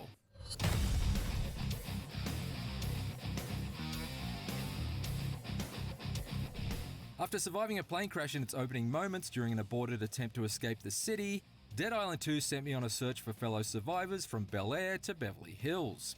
The Los Angeles setting is not one big open world. Instead, it's 10 districts stitched together by loading screens, and despite the presence of countless abandoned vehicles... See, I didn't know that either, that it was just districts instead of like an open world. At a speed that feels somewhat listless in the wake of Dying Light 2's high-speed wall runnings. Wall running? Still, each section of Dang. the city I've seen so far is sizable and encourages exploration and return visits, with interesting side missions to discover. Hello? Don't run away! And overpowered super zombies to encounter that will slaughter you with a single hit if your character isn't at a high enough level. It's a big fucking zombie, man. Allows you to choose from 6 different slayers, each with their own base strengths and weaknesses. I love how Amy like is agile and destructive athletic, you can able be to with these regain stamina weapons. with each weapon throw and gains a damage boost when attacking isolated zombies. While stuntman Jacob has more health and his attacks grow more powerful when landed in quick succession. For my playthrough, I opted for Ryan, the more tank-like member of Dead Island 2's playable cast, who regains health every time he knocks a zombie to the ground. There's a bunch of different playable Ryan is characters you described can as choose an from. exotic dancer and is dressed like a fireman on his way to a bachelorette party, but the closest he gets to a stripper's pole is the steel pole he uses to strip the arms and legs off his undead assailants. Building on each character's base stats, Dead Island 2's skill card system allows you to tailor your character traits to best suit your playstyle. It's a Man, I refreshingly love drop streamlined kicking approach zombies like that. contrasts with some of the more convoluted Just running skill up to him trees and found just, in other modern action adventures, going for it. allowing you to choose between basic abilities like blocks and dodges, and then layering on cards to further enhance them. So they're using a bulk of card the system cards for I the unlocked as I abilities. progressed to level 10 during my hands-on were useful though not especially game-changing, like gaining health from well-timed blocks or performing a war cry to receive a temporary boost to toughness. But I'm assuming that some of the flashier superpowered abilities will come in the form of top-tier Newman cards, which I'm unfortunately yet to come That across is the this Juan early special. in He's the gonna drop adventure. kick everybody with that one. You don't need a poker face to handle Dead Island 2's deck of cards, but you will need to poke a face, stab a torso, and lop off an arm or two during each and every encounter with LA's population of meat puppets. Thankfully, you're armed with a unique assortment of improvised utensils in order to tackle Dead Island 2's I like all-you-can-eat how you buffet, can craft and many of weapons them too. feel Like you enjoyably can add distinct stuff to use. to From the satisfying things that way you a heavy probably attack normally with a wouldn't. sledgehammer knocks enemies into the in other ground like games. fleshy fence That's one of the posts, good things about Dead Island, the way you can just to the rapid blows of the brass knuckles that allow make you to weight punch a you zombie's need. brain right out of the back of its skull, like you're pitting the Oh, world's angriest. I'm gonna throw Ollie. hands at zombies. Oh, my hell. god. Dang, bro. Oh, See, that's graphic. I love how brutal and Perks, destructive like you souping up a can set be of with the zombies, Wolverine-style man. It's claws so with cool. electricity to bring some extra shock to the ore, I like how we all reacted to or that. covering a baseball bat with nails so it inflicts persistent bleeding damage with every swing. Yeah, look at that. There's Destruction. some strategy to Fuck some weapon zombies choice up. too. A fire-augmented hammer is less effective against a zombie that's already in flames, for example. So it's good to load up with a set of smacking and slashing tools to suit all occasions. My mastery of my arsenal was tested during one side mission, where a Gen Z influencer tasked me with dispatching waves of monsters in various specific ways in order to capture footage for her channel. By the end of it, I'd bludgeoned, bisected, and barbecued enough undead assailants to fill her Twitch stream with a steady stream of twitching bodies, and had plenty of laughs while I was at it. This was just one of a handful of memorable set pieces packed full of more rancid zombie varieties than you can shake a barbed wire covered stick at. From enjoying a backyard cookout with freshly grilled ghouls, to dousing undead paramedics in water and lobbing car This just batteries looks at them fun. to shock them Like- into submission, to Look tearing at that. through the zombie cast You can and use your through on a Hollywood environment too. backpack. That's awesome. I relished the opportunity to carve out a Californian killing spree in a blaze of gory glory. Despite these hysterical highs, there are early signs here that the decaying flesh hanging off its shuffling citizens might not be the only thing that could grow stale in Dead Island 2. And it could potentially become a fairly repetitive experience over the course of the adventure. Building interiors are notably reused at times, and so are a number of mission objectives. I've had to replace the circuit breaker on an electronic gate to stop the advancing zombie hordes on more than one occasion already, which seems a little uninspired. This'll work. In spite of the extensive weapon augmentation and skill buffs, combat in Dead Island 2's opening hours too often boils down to just clumsily caving in zombie skulls with a bunch of blunt instruments. And once the horrifying thrill of the gore has worn off, grinding through these garden variety ghouls does tend to feel about as challenging as bashing a piñata without a blindfold on. On that note, it was striking me as odd that I'd spent 5 hours in the land of the Second Amendment, rummaging through the personal safes and panic rooms of the rich and famous without finding a single firearm. But right at the end of my hands-on, I received a call on the walkie-talkie from returning series character Sam B, informing me that he had a lead on a gun, and acquiring it was to become the next story objective. That was certainly an enticing way to finish. The guns you see in this footage were unfortunately not available during my hands-on, but their inclusion in the final game in combination with a few more weird and wonderful enemy types and the Berserker Fury mode hinted at in recent trailers has me feeling optimistic that Dead Island 2's combat will evolve enough to keep me on the hook throughout the course of its limb-lopping tour through La La Land. There's certainly a strong foundation for flesh-flaying fun here, so here's hoping that after a 9-year wait for Dead Island 2 to come out, it 9-year ultimately wait. proves to be beyond a mere shuffle step forward for the series, and more like a pulse-quickening lunge for your jugular. For more IGN previews, check out our hands-on with Crime Boss Alright, well, there it City is. and Final Fantasy 16, and for everything else, stick with There IGN. it is. So, as somebody who has played the first game, Baba, what do you think of this one? I've been waiting for I was calling it Dying Light already because I was waiting for both games for so long. Yeah. That even the fucking what was that game that tricked us off? The freaking The Goat Simulator? game. The Goat Yeah. Simulator. It Yeah, got you me and I was thinking so it angry. This game, yeah. I love. Have you guys ever played Dead Rising? Yes. I played some of one of them. I know there's a bunch of those. I played like a little bit of one of them. I don't remember which one, but a little I bit. played them too, and I just love how it's kind of like this one where you can like craft the weapons, and they're just like bonker crazy weapons that you Yeah, could it's like just putting the build shit out of together. stuff, Yeah. and then you can mod them to be electric, poison. It's just so fun. Yeah, that looks pretty cool. I love how this. I was saying during when we were watching that. I love how destructive you can be against the zombies. Like literally, Mhm. dude, literally stuck his whole arm in the zombie's face, man. and like That's insane. getting an axe and like like dude, it blood splattering everywhere, and it's like I love that kind of stuff when they do that. Mm-hmm. But it just looks like a fun time. Like like I definitely want to play that. It looks like it's gonna be fun. I could totally see what the narrator dude was saying though, with like it being repetitive in certain parts. I could see that too, but I don't know. I feel like it's But I I think feel like any game like that sure, gets repetitive to a yeah. point. I think you'll have more fun with it than not with that. I feel like so. It's What's nothing. cool with those games is like he was saying too, you can come across missions. Like you come across a speaker and someone's asking for help, and it's not something you got from home base. It's just something you came across on the map. Yeah. And that's always fun. Mhm. Yeah, no, it looks cool. I haven't played the first one. I know there's so there's like at least two other Dead Islands, right? There's Yes. Dead Island and then Riptide, right? Yeah, Riptide, which is like a So I what is always that exactly? thought of it like I always thought of it like part 2, but apparently not. It's a Yeah, kinda that's what like I a thought it was. DLC. So It's a yeah. continuation because it's with the same characters, I believe.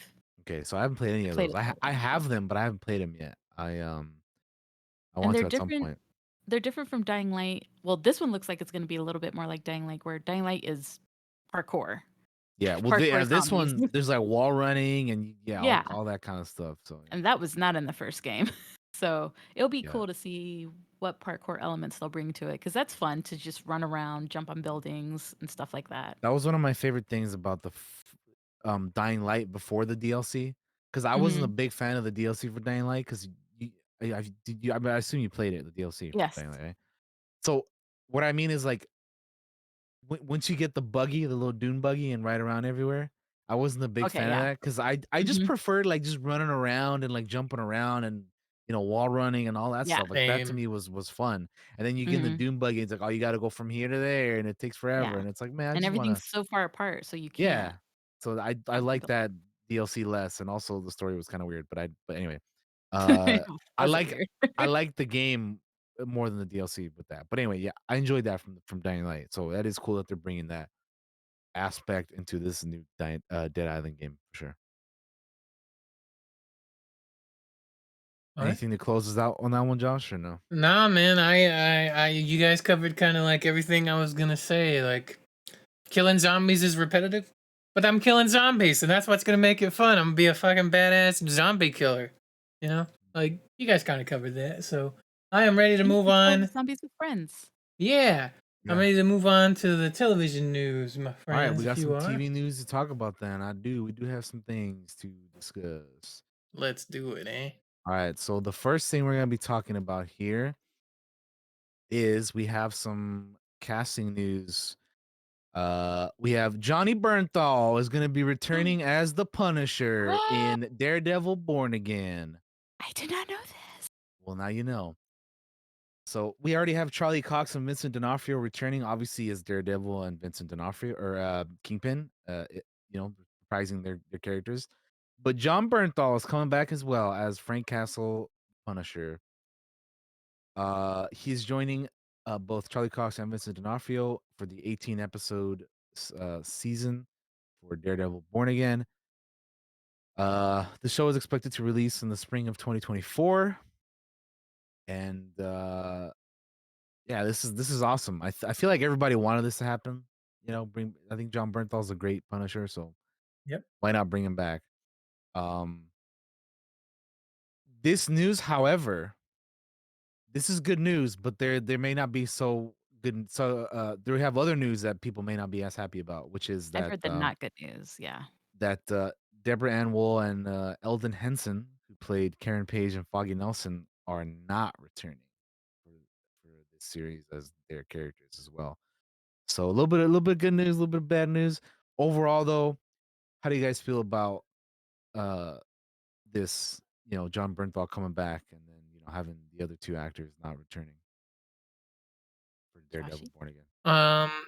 I think it's great. I love that Barenthal's coming back.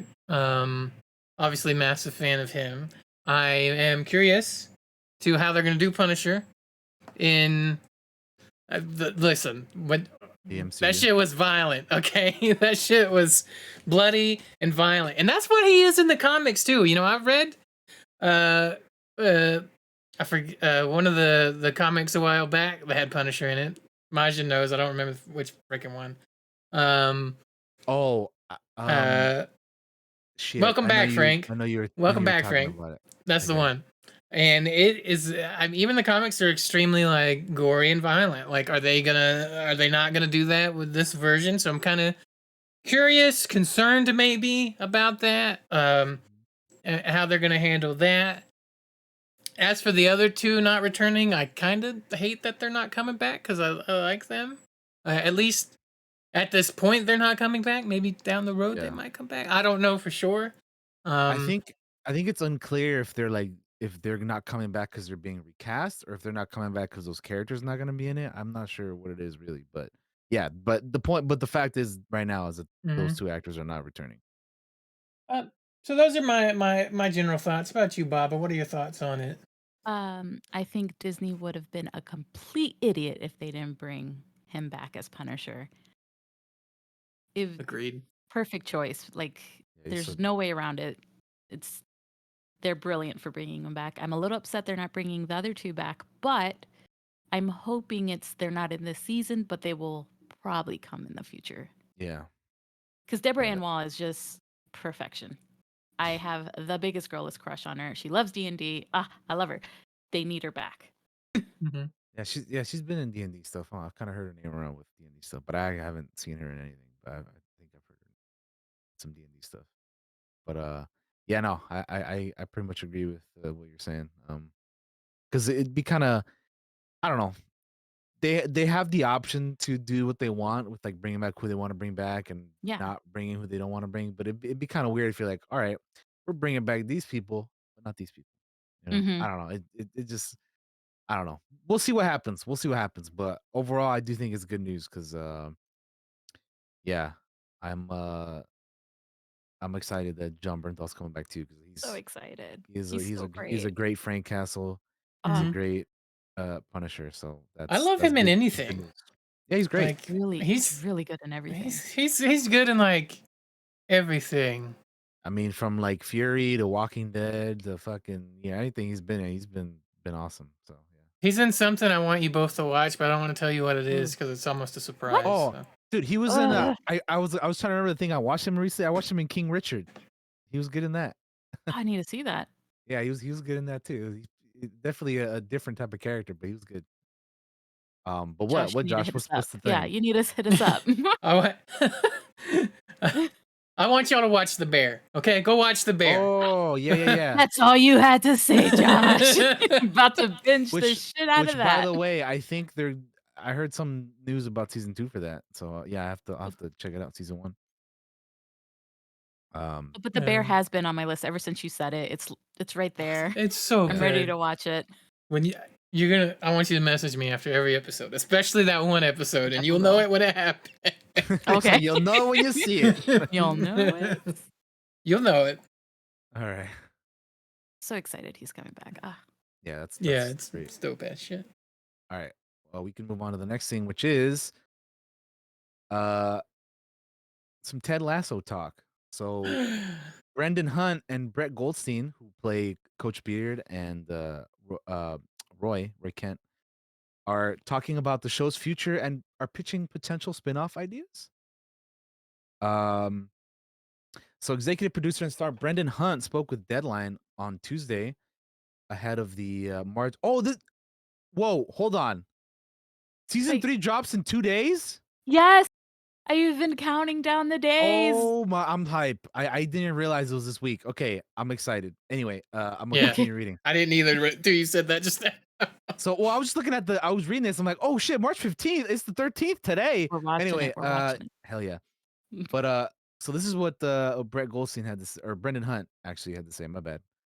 It's not necessarily the end of the series. It's just likely the end of the story because we always saw it as a 3-part thing. He said, echoing the words of fellow EP Jason Sudeikis, who spoke with Deadline also, and said, we never even knew for sure we'd be able to tell all 3 parts, and suddenly here we are. There will be some type of closure to this beat, but closure is not necessarily the end. When asked if the show could continue into a 4th season without Ted, Hunt played coy. It would be all about Beard and a new band. he starts he starts and they go to a different tropical location each episode. He teased. I talked to Tim Cook about it. He's pretty excited, so I think that's gonna happen. Brett Goldstein, who plays Roy Kent and writes on the series, shared his idea for a possible spinoff while expertly avoiding giving a straight answer for the show beyond season 3. He says everyone is on a journey this season, and who knows where the journey will end. Who knows? I mean, I know because I've seen it, but you'll find out. He also added the truth. Five of the lead characters die in the end. I think one of the reasons it's like, is this the final season? Is because it depends on Jason is open to doing Ghost Ted. I have pitched him this and said he'd think about it, but I'm not sure how Apple will feel about the idea. I think what we've done as a creative team is constantly surprising people, and I don't think anyone thinks season 4 will have a Ghost Ted haunting the lockers. So he's obviously joking around, acting a Which is fool, fun. but yeah. But no, I'm excited. I totally forgot that we're getting season 3 this week. We definitely watching that because I forgot. But yeah, that's exciting. Yeah, they've said for the longest time though that they had like a 3-season plan, and after that, who knows? I guess we'll have to see when the season ends where there maybe could go. But I love the show. I love the characters, and if they plan on continuing with it, I definitely will want to watch it as well. But it'll be a little bittersweet to get the ending on for this one, for this exact thing that we're following, journey that we're following. Mm. I'm gonna get ready to cry. Yeah, Yep. of course.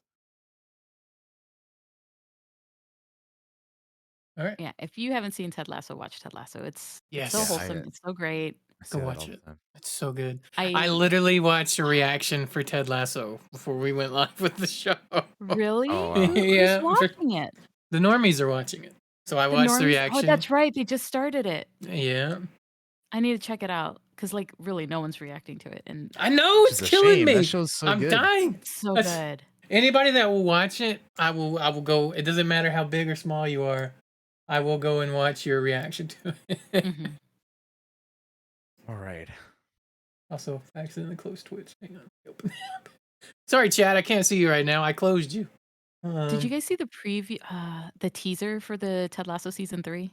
I did. Yeah, we watched it I Yes. think last week. Yeah. Even that made me tear up. Mm. It's so It's good. Yeah, It is. so good. I love that show. I love that show. I It's do. great. Too. Moving on to an Amazon series, Batman: The Cape Crusaders moving to Amazon with a 2-season order. So this Ooh. was previously developed for HBO Max, but then we all know what happened with the merger and all that craziness that they're doing over there with HBO Max, or like dropping shows and not releasing movies, and there's a bunch of like chaos going on over there. But Batman: The Cape Crusader has found a new home at Amazon. The series from J.J. Abrams, Matt Reeves, and Bruce Timm was previously developed for HBO Max, like I said, but it is now going to be having a at least 2-season order for Amazon.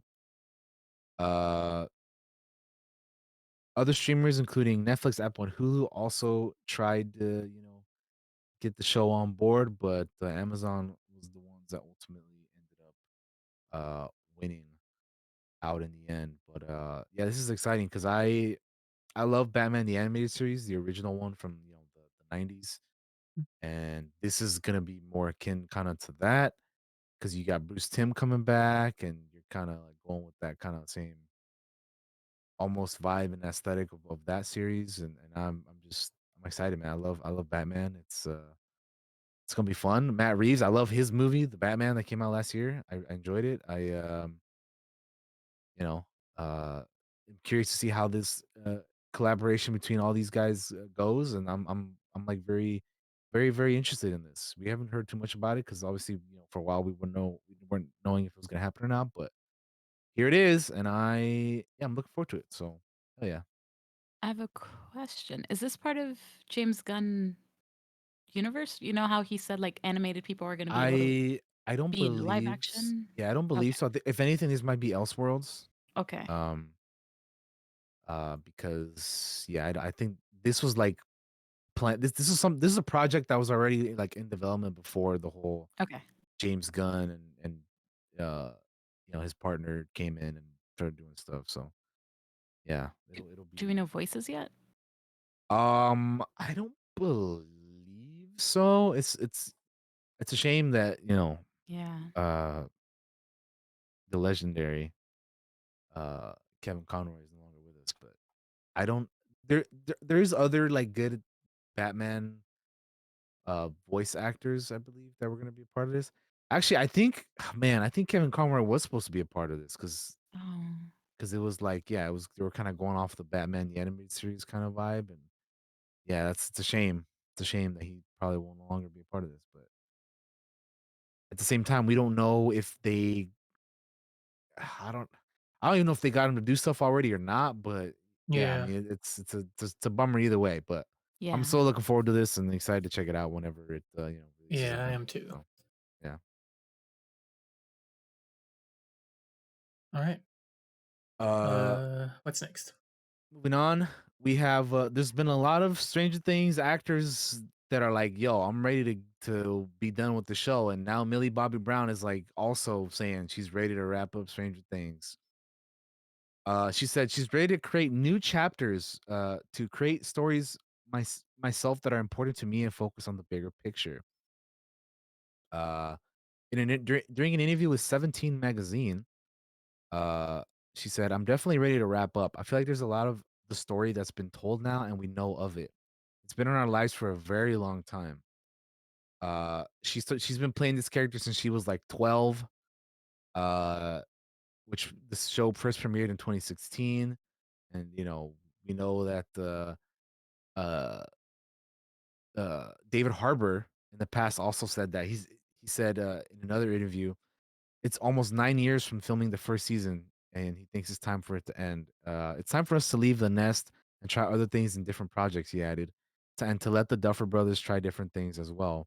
Those guys are so talented. I want to see what they come up with next. So it is bittersweet, but it's definitely time. Um, Sadie Sink also said, to think that we have to kind of say goodbye to that security and knowing that we won't be seeing each other for another season. It's scary and sad, but I think it's exciting to move on to the next chapter. So it looks like everybody's kind of, they've been working on this for years and they're kind of ready to move on. And I mean, all the kids are grown up now. Like they ain't even kids no Yeah. more. So Yeah. they're ready to move on and do other things. And We watched them grow up. We It's yeah, did. they're young adults now. We're getting there. yeah. Yeah. So yeah, I mean, I feel and then like each time a new season comes out, like you see how much older they've gotten. You're like, damn, how far are The they gonna growth take this spurts. show? Yeah, it's like they were like little chitlins in season one, and now The they're chitlins. and now they're like you said, they're just like young adults, and it's like, Yeah, damn, they are. crazy. Facts. And I So totally yeah, understand, like, we want to move on to other things. We want to go out and check other. I imagine a big part of their careers are getting ready for the next thing is Stranger Things, so they got to turn down parts and can't really go Yeah. out there and try new things that they might want to do. So I totally get wanting to move on. I feel like it's the same for the young adults in Cobra Kai, which will be ending soon too. Like yeah, I'm that'll be sure ending soon as a well. lot Yeah. of those people are gonna have bright futures. A lot of Well, the actors in here shit. are gonna have bright My futures. my my boy Cholo's already gonna be fucking Exactly. Blue Beetle, man. Jaime Reyes. I'm excited for that, dude. I can't wait for that movie. Mm-hmm. I'm excited. Yes. So yeah, I'm very hyped for that. And yeah, it'll be nice to have the Duffer Brothers move on to something else. Like I'm curious to see what they What have else they can planned. create? Yeah, like Stranger Things was so good. Can they come up with something else that's like maybe not as good, but like just like I'm just curious to see what they can do after that. And then yeah, just be we'll see what everybody kind of does after this. We know that Mhm. Millie herself has already been doing like Enola Holmes and other things like that. So Mm. it's not like and the fucking Godzilla movies too. Like she's been in Godzilla those too. movies. So she's been kind of busy, despite being in Stranger Things. But Hmm. it'll be kind of like freeing for them to kind of be like, all right, I'm done with this, so I can choose maybe the next thing I want to be attached to for a while, or I want to, Yeah. just do other things without having to be like, all right, I can't do this because, like you said, Josh, because like I have to do Stranger Things in a couple weeks, or I gotta go, do this during this time, and conflicting schedules and all that. But anyway, yeah. All If right. we got nothing else for that, we got one last thing here in the movie or TV news before we head to the movie news. Sure. We can move right along. And that is that the um The Last of Us will adapt part 2 video game into more than one TV season, say the creators. Um, so this to me is interesting because as somebody who has not played the second game, I didn't know until somebody told me. Maybe it was you, Baba, but I forget. But somebody told me that the second game is like longer than the first one. Mhm. Was it like significantly longer or like how much longer is it? To me, it's significantly longer. Of course, people can speed run. Sure, but I mean, if you're just playing the game naturally, I it's feel gonna be like it's longer, right? significantly, yes. Yeah. Okay. I think it was Baba. Was it you that even called this in Discord one night that you were like, it'll probably be like 2 seasons, like of a split. I feel like we talked Probably. about it in voice chat. I think, yeah, I don't know who, maybe me, maybe someone else, but definitely too much story for one season, Makes Mm-hmm. sense. especially if they're doing 9 episodes like season 1. Yeah, because I just assume, oh, they're doing season 1 for the first game and season 2 for the second game, but then Mhm. somebody's like, no, season 2's longer, or there's or the That's second game's longer. longer, so you can't really fit it all in. So I'm like, oh, okay. But anyway, uh, so that's what they're saying. The Last of Us Part 2 tells a bigger, more complex story than its predecessor. There are many more characters, flashbacks, and action set pieces.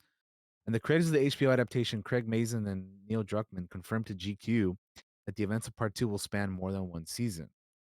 When asked if season 2 will include the entire Part 2, Mazin said, no way. Druckmann added, it's more than one season. They wouldn't reveal if the story would get 2 or 3 more seasons to fully tell it. Uh, but they're at least going to be more than one. So we're at least getting, I would imagine, 2 more seasons for the second game. And then from what I have uh from what I've heard is that they're not recasting Bella. They're going to keep her for season 2 because so I haven't played the second game, but I do know that there's a bit of a time jump. I don't know how many years or however exactly. But obviously, me, if you've seen anything for the part 2, you know that Ellie looks older than she did in the second game as she does in the first game. So I mean, that's not as much of a spoiler at all. Um, but yeah, that I think that's interesting. I wonder how many episodes are gonna be planning on having the next few seasons and all that. But yeah, uh, we'll see. How do you feel, Baba, about them? Like, obviously, because I mean, the show was renewed like I think like after the first Instantly. episode, right? Yeah, it Like was after the first instant. episode, they're like, we're getting a season 2, and it's like, Mhm. damn. But yeah, how you feel about them going about it this way? It makes sense, right? Excited, it makes sense. Yeah. Try not to say much. That's fair. Hey, if that's all you got to say. That's all you got to say. But yeah, I figured because she's about the only one of the three of us that have played both games. So we got an interesting mix here because Josh, we're probably gonna bring this up again later, but Josh only played part of the first game, never finished it. I've only played the first game and have not played the second one.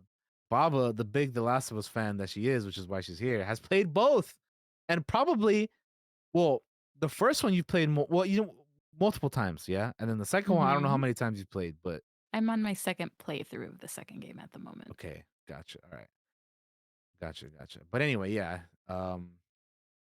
yeah, I guess get Josh. I guess we'll have to see how the next few seasons play out because we haven't played the second game yet, man. So how this season was for you is gonna be how I'm gonna be going forward, unless I play the second game before the second season. Yeah.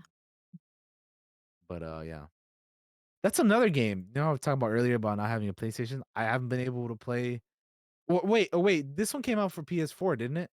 The second Yeah, one. but I think you said something about, like, wanting the better graphics that were gonna come with the PS5. Yeah, because I remember there was like that's why God of War. I was like, I know it's on PS4 too, but I rather play it on PS5. So Yeah.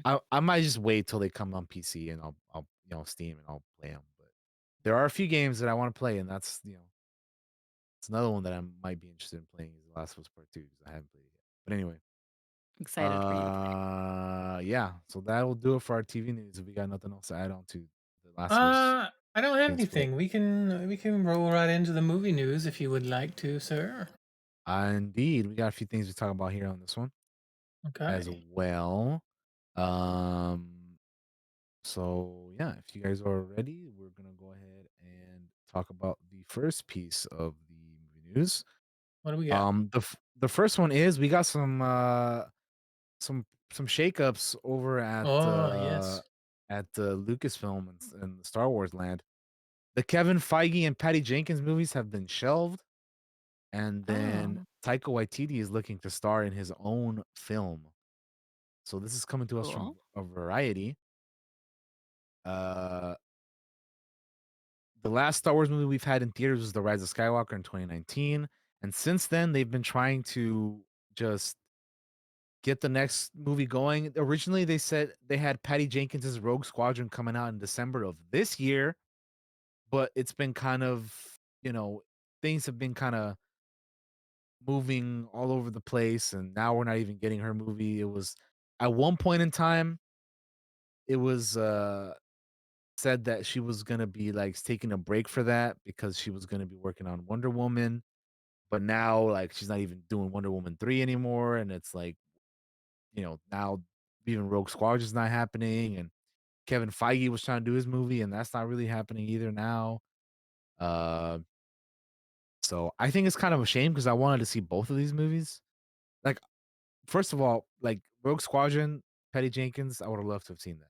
She also had stated that it was a more personal story for her too because her father was like a pilot in the military as well. So I would have loved to have seen that.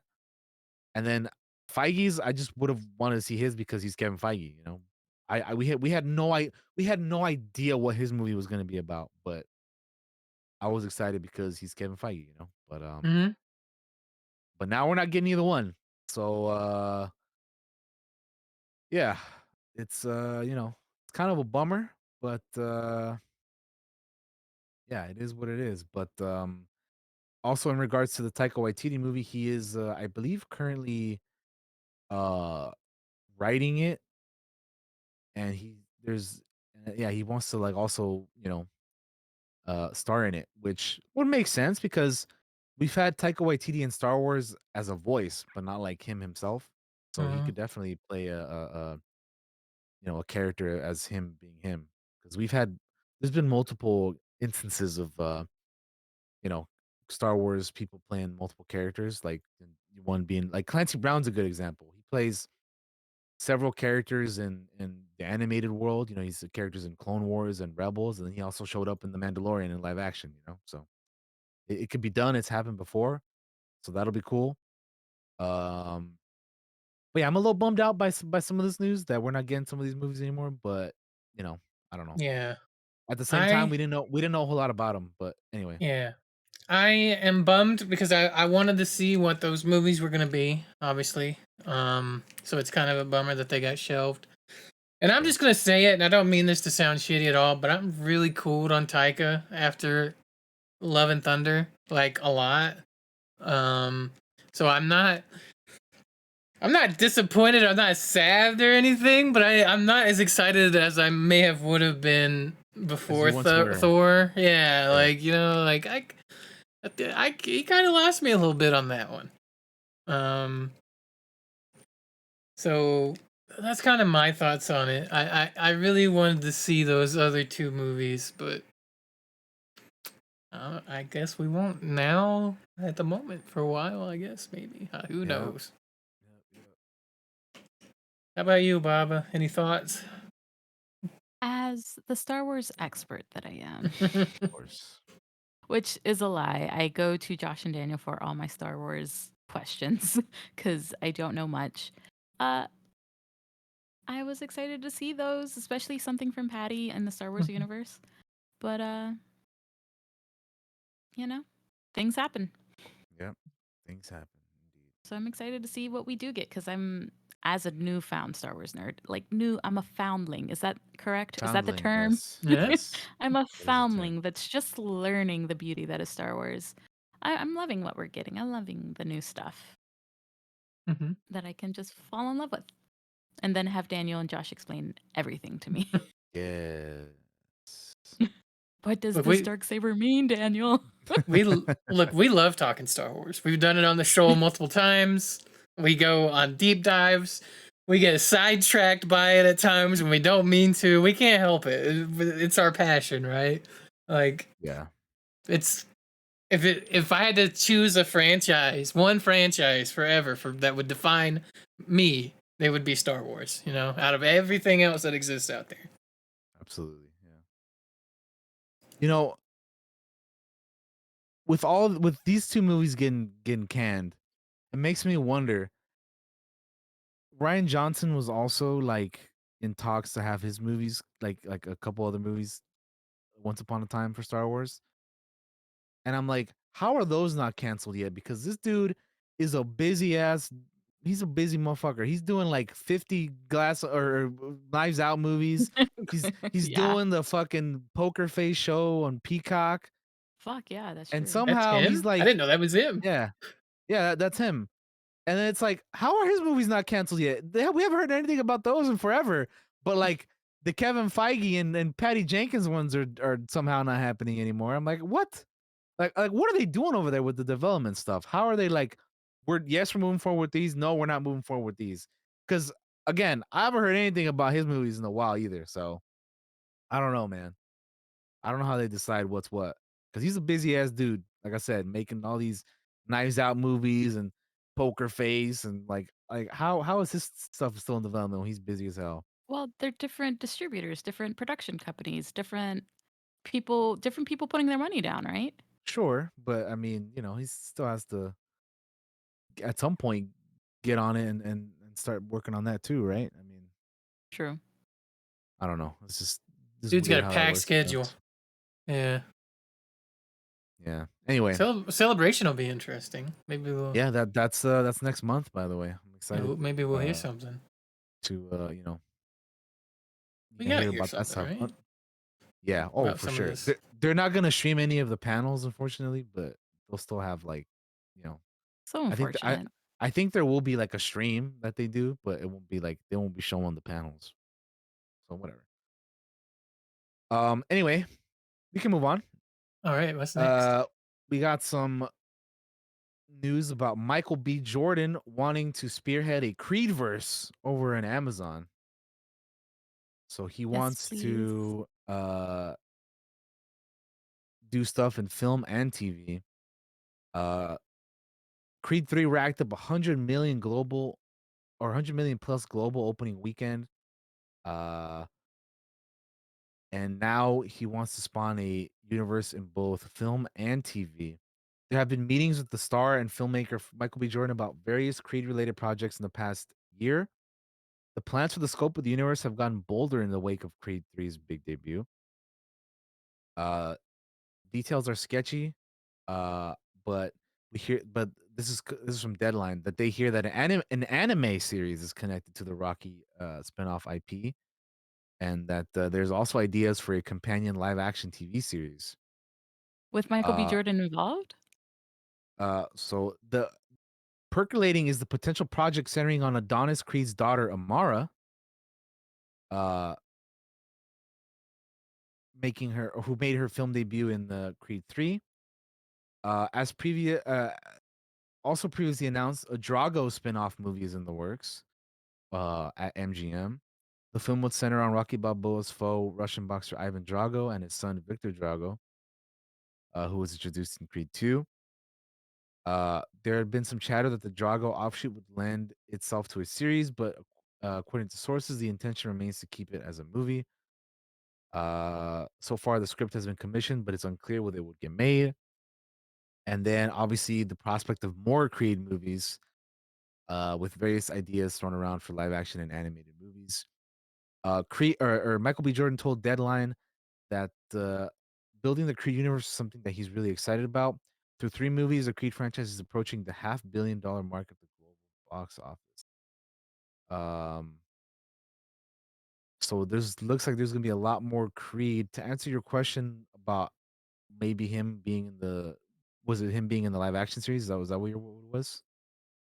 Or If the he was in the anime? involved with the anime, because I the would rumor is he I would loves anime. imagine so Well, because yes, he loves anime. Yes. Yeah. remember, he was a voice in Genlock, and we watched Genlock. He was a big part of Ooh. Yeah. Genlock. That's true. I forgot about that. I didn't forget. I've never forgotten it because I actually like Genlock a lot, and it I was big love because he was Genlock season involved in it. 1. Uh-huh. Yes. I Is only he in watched season season 2? 1. I don't know. I've only I seen never season watched. 1. Yeah, I never I watched haven't season 2, so I don't. I haven't seen season 2 as well. As much as we loved it, we need to watch it, guys. Yeah. Yeah. Facts. I think it's interesting though. They're like trying to build out this. I feel like a lot of franchises are now trying to be like, we can move beyond movies. We could be TV shows. We could be animated shows or whatever. And Yeah. I think it's cool. I mean, why not? For it, Why try it not? out, see how it Mhm. works. Mhm. He's a big anime fan himself. He said that some of the fights in Creed 3, which I haven't seen yet, but he said some of the fights in that movie were inspired by anime. So excited to watch that. So yeah, it'd be cool, man. I'm all about it. I like the Creed I movies. I like it. I just I don't want him to get locked down in Creed. That's all. I just don't want him to get locked down in the I want him to spread out Do to other other stuff stuff as too. well. Yeah, You I know, get I don't that. want him to just get locked in the one thing. That's all. Other than Yeah. that, I'm all for it. I mean, I think he'll be all right though, because like he's doing like Mhm. that Tom Clancy movie, the Yeah. Rainbow Six one and other stuff. So Yeah. I think he'll be all right. But I get what you mean though, Josh. Yeah. No, I get Kind of like fucking what's his name, James Cameron being stuck on Avatar for like the past 15 years or whatever. It's like, man, bro, like I get it, you're passionate about that, but you can do other stuff too, Hey man. guys, here's another 3.5-hour movie with no bathroom break. Enjoy. Yeah. Which I still have not seen Avatar 2. I'm waiting I on that one to haven't. I go. haven't either. I'm waiting on it to go to Disney Plus, I think, and I'll check it out. I know it's gonna have a digital release soon. I think I was reading the other day. I feel like I need to rewatch the first one though, because I don't remember that movie. I I don't think I've seen it since it came out, probably. Same. I haven't seen it since it came out. All right. But I have seen the second one, and it's good. I liked it. Nice. Well, that's good. That's what I've heard for the most part. People do like the second one, so that's good. Check it out when it comes to Disney Plus, probably. Like I said. Moving on. Mission Impossible 8 has casted Ted Lasso star Hannah Waddingham, who plays obviously, the owner of AFC Richmond. And she's great. I love her. I love her in that show.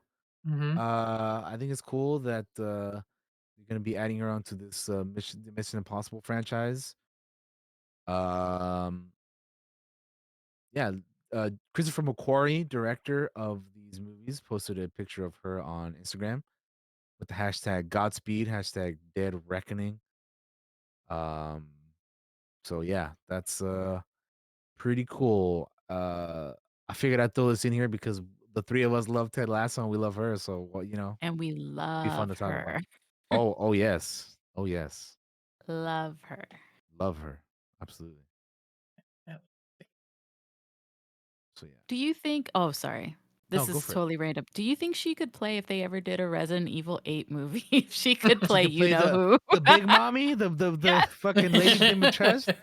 Mhm. She's fucking tall. I mean, how tall is she? I'm gonna look this up now because I feel like she is a tall lady. Mhm. And she on the height.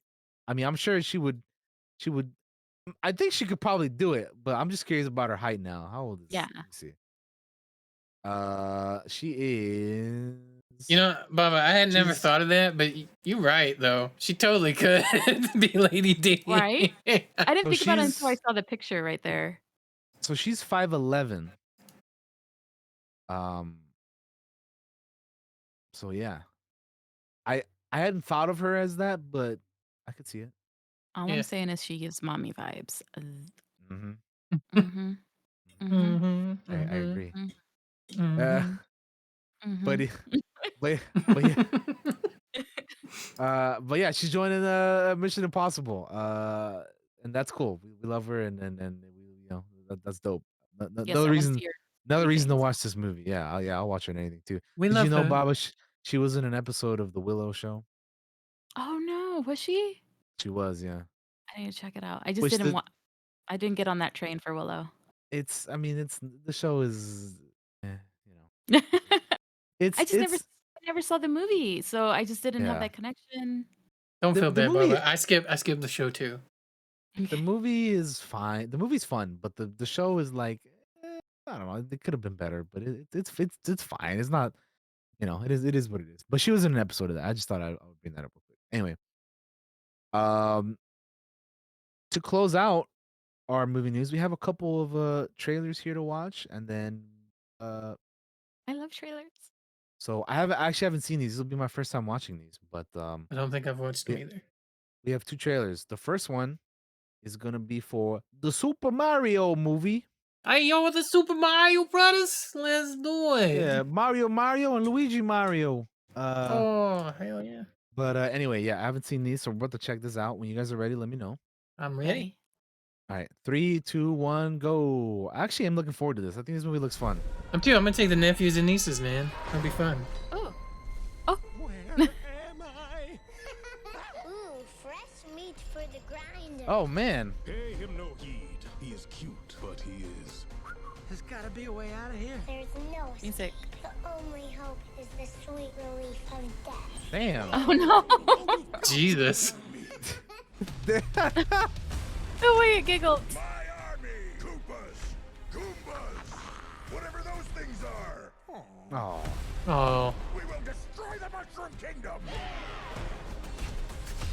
Bowser is coming. That's totally your mood, Paula. That's totally I'm you. going to save him.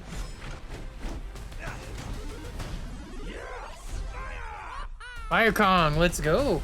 You asked for it. This is fun.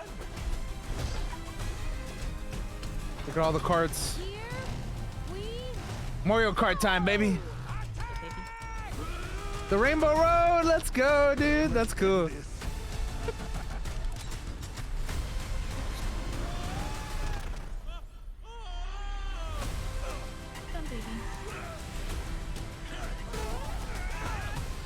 Damn, Mario done jacked that guy. Yeah, that looks fun, man.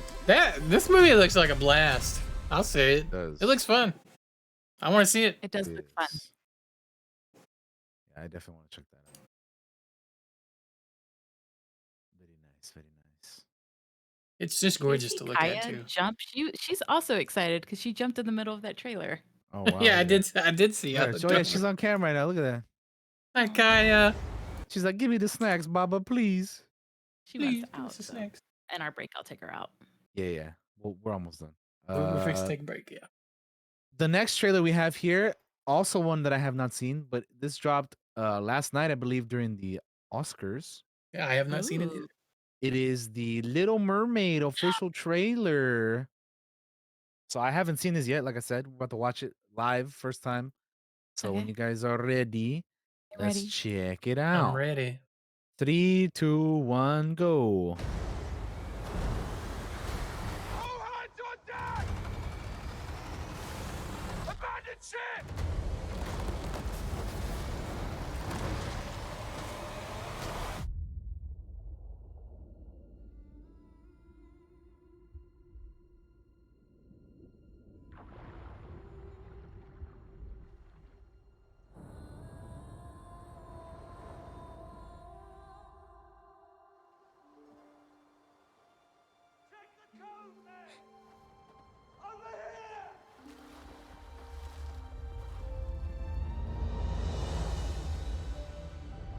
You broke the rules.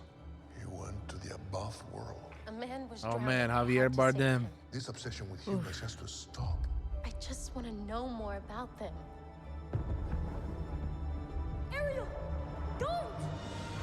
Poor child. I can help you. You can't live in that world unless you become a human yourself. Is that even possible? It's what I live for.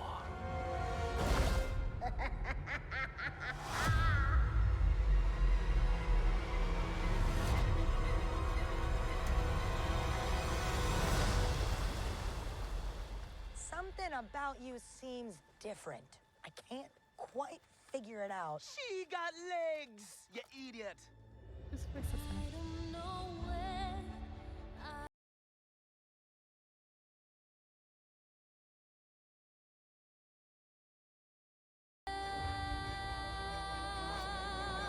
Watching, you'll see someday.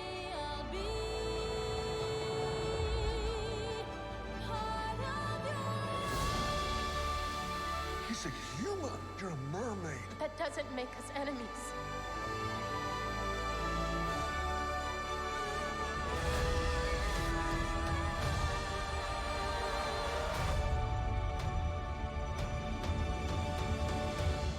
All right, there it is. That's coming out May of this year. So I haven't seen the original movie in so long, so I don't remember like It's been what ages. what is the same and what isn't. But from what I do remember, it looks about right.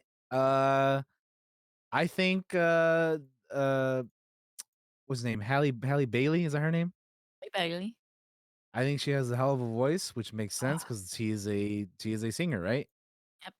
So that's why you get her. And yeah, I think I Her think it looks voice. decent. I actually am not sure if I had seen any of the other previous trailers, but having seen this one, I'm like, yeah, it looks pretty solid.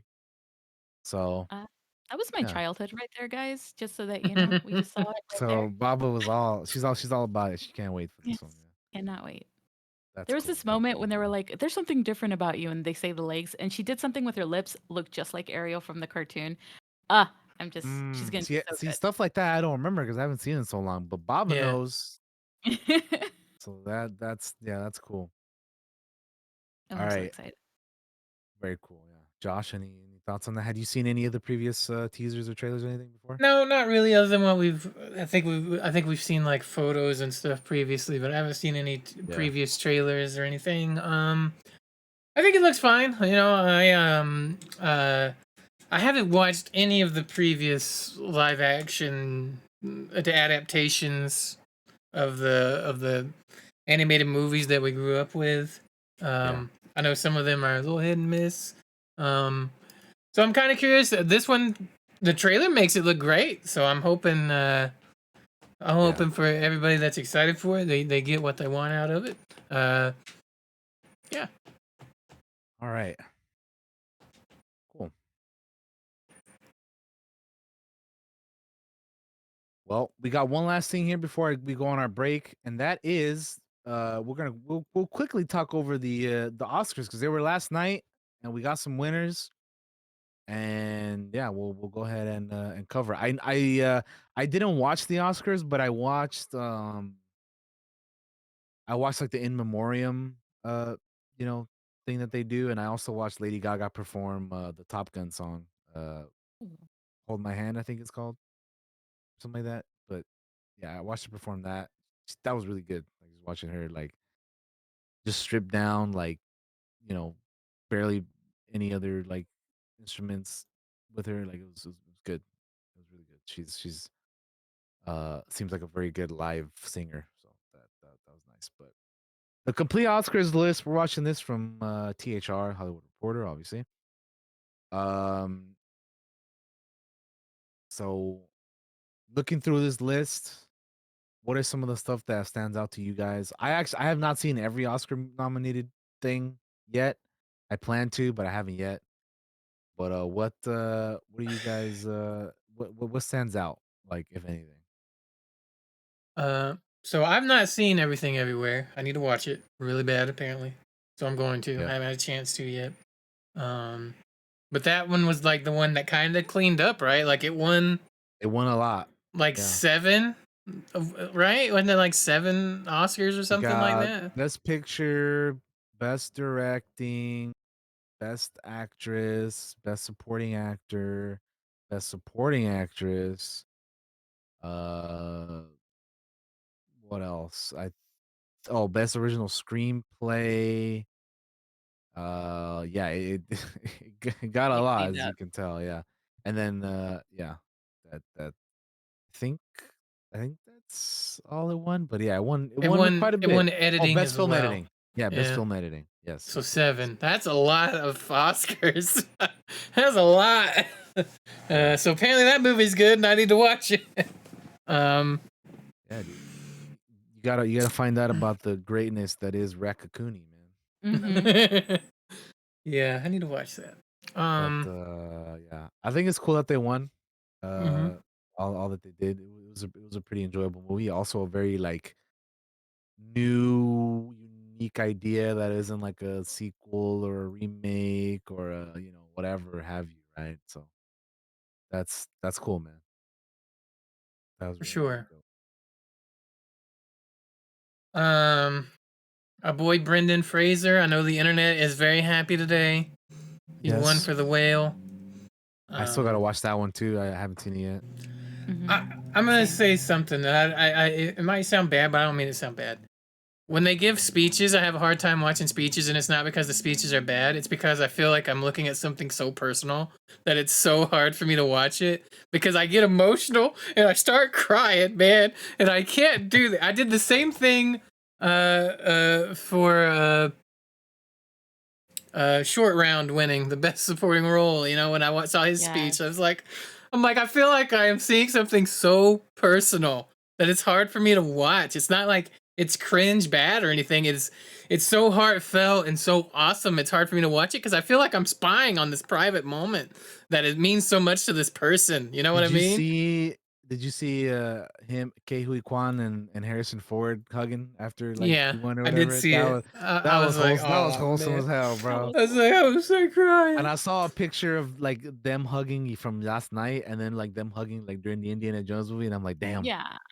that's something, man. That's cool.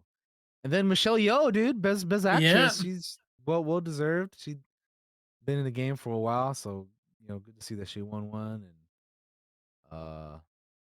yeah, a lot of cool. I see that All Quiet on the Western Front won Best Original Score. Have not seen that movie yet. Gotta watch I've it. seen it. Top Gun winning Best Sound makes all the sense. Best costume design to Wakanda Forever. That the costumes in that movie were great. So definitely. Yeah, I mean, anything else you guys want to bring up? I think like I said, I didn't watch the Oscars, but I'm like, from what I've seen, I think these choices make kind of sense. You know, It seemed like solid winners. Like in the it's Yeah. hard for me to talk about it because I haven't seen a lot of it. Like I haven't seen everything everywhere. It won 7 Oscars, so it's really hard to talk about it because I haven't seen it and it won a lot. So like I watched all of the animated movies that were nominated, and I think they're all pretty good. Like I would like Guillermo's Pinocchio won, but I wouldn't have been mad if like Marcel the Shell won or Puss in Boots, because I love Puss in Boots. That movie was great. Marcel the Shell, wholesome ass movie, man. You gotta check that out if you haven't either. But I'm gonna watch it. yeah, love them both. They're great. And yeah, there's some other stuff on here that I need to watch it that I haven't. So yeah. can't really speak on it too much. But yeah, I mean, seems like Okay. a lot of it was pretty well deserved for the most part. All right. If there's nothing else, guys, I think we should take our break because Yeah, we'll go ahead and take a break. I need a potty break pretty bad. Well, so does my dog, as you saw. Yeah. She was losing her mind. Yeah, so we'll what's gonna happen is I'll go to the break screen. I'll put some music on for you guys here on Twitch. We'll run some ads just to get them out of the way, and then we'll be back in a little bit. We don't usually rush our breaks, so take all the time you need, guys. And we'll be right back after this. We'll get into the second half of the show where we'll be talking about The Last of Us, and that's gonna be an awesome conversation. So make sure to come back. Baba's here, so Yes. That. We'll be right back after this, guys. Don't go anywhere.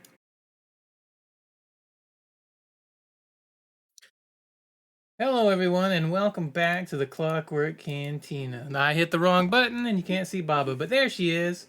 I'm here. Welcome back. She's back. I'm so used to hitting the 2-person view. I'm not used to hitting the 3-person view, so that's my bad. But we're back. You can see us all. Yes. We went potty. We got snacks. We got drinks, and we're ready to get in to the second half of the show. It's time to talk about The Last of Us.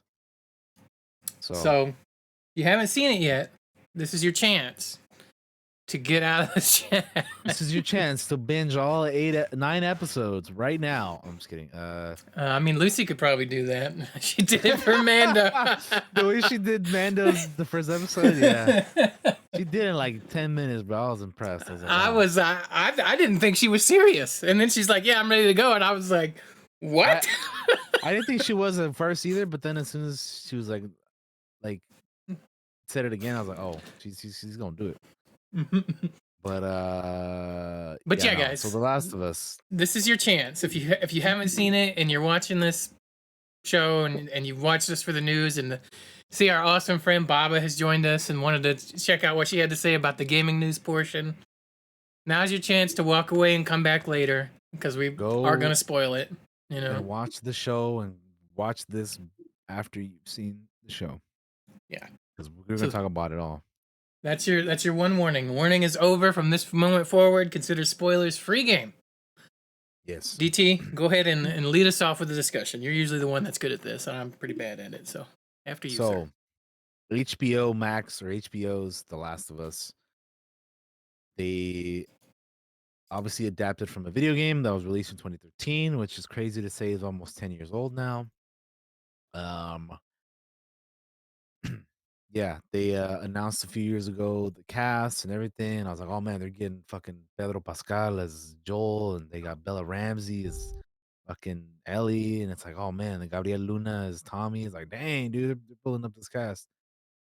So ever since then, I was like, I played the first game. I'm looking forward to seeing how this adaptation works. We've known for years that video game adaptations have not always been the best, and some work better than others.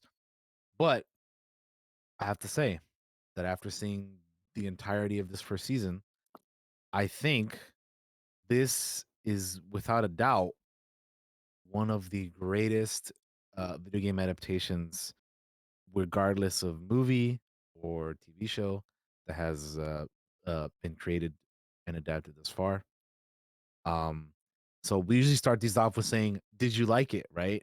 So Josh, as somebody who, because I have to ask Bob. We already know she loved it, but Josh, as somebody who did not play the game all the way, played some of it. What did you think of the first season? Because there's getting more. We talked about it earlier in the news portion. We are getting more seasons of the show because they're adapting the second game into multiple seasons. But Josh, what did you think about season 1 of The Last of Us, which covered the entirety of the first game? So,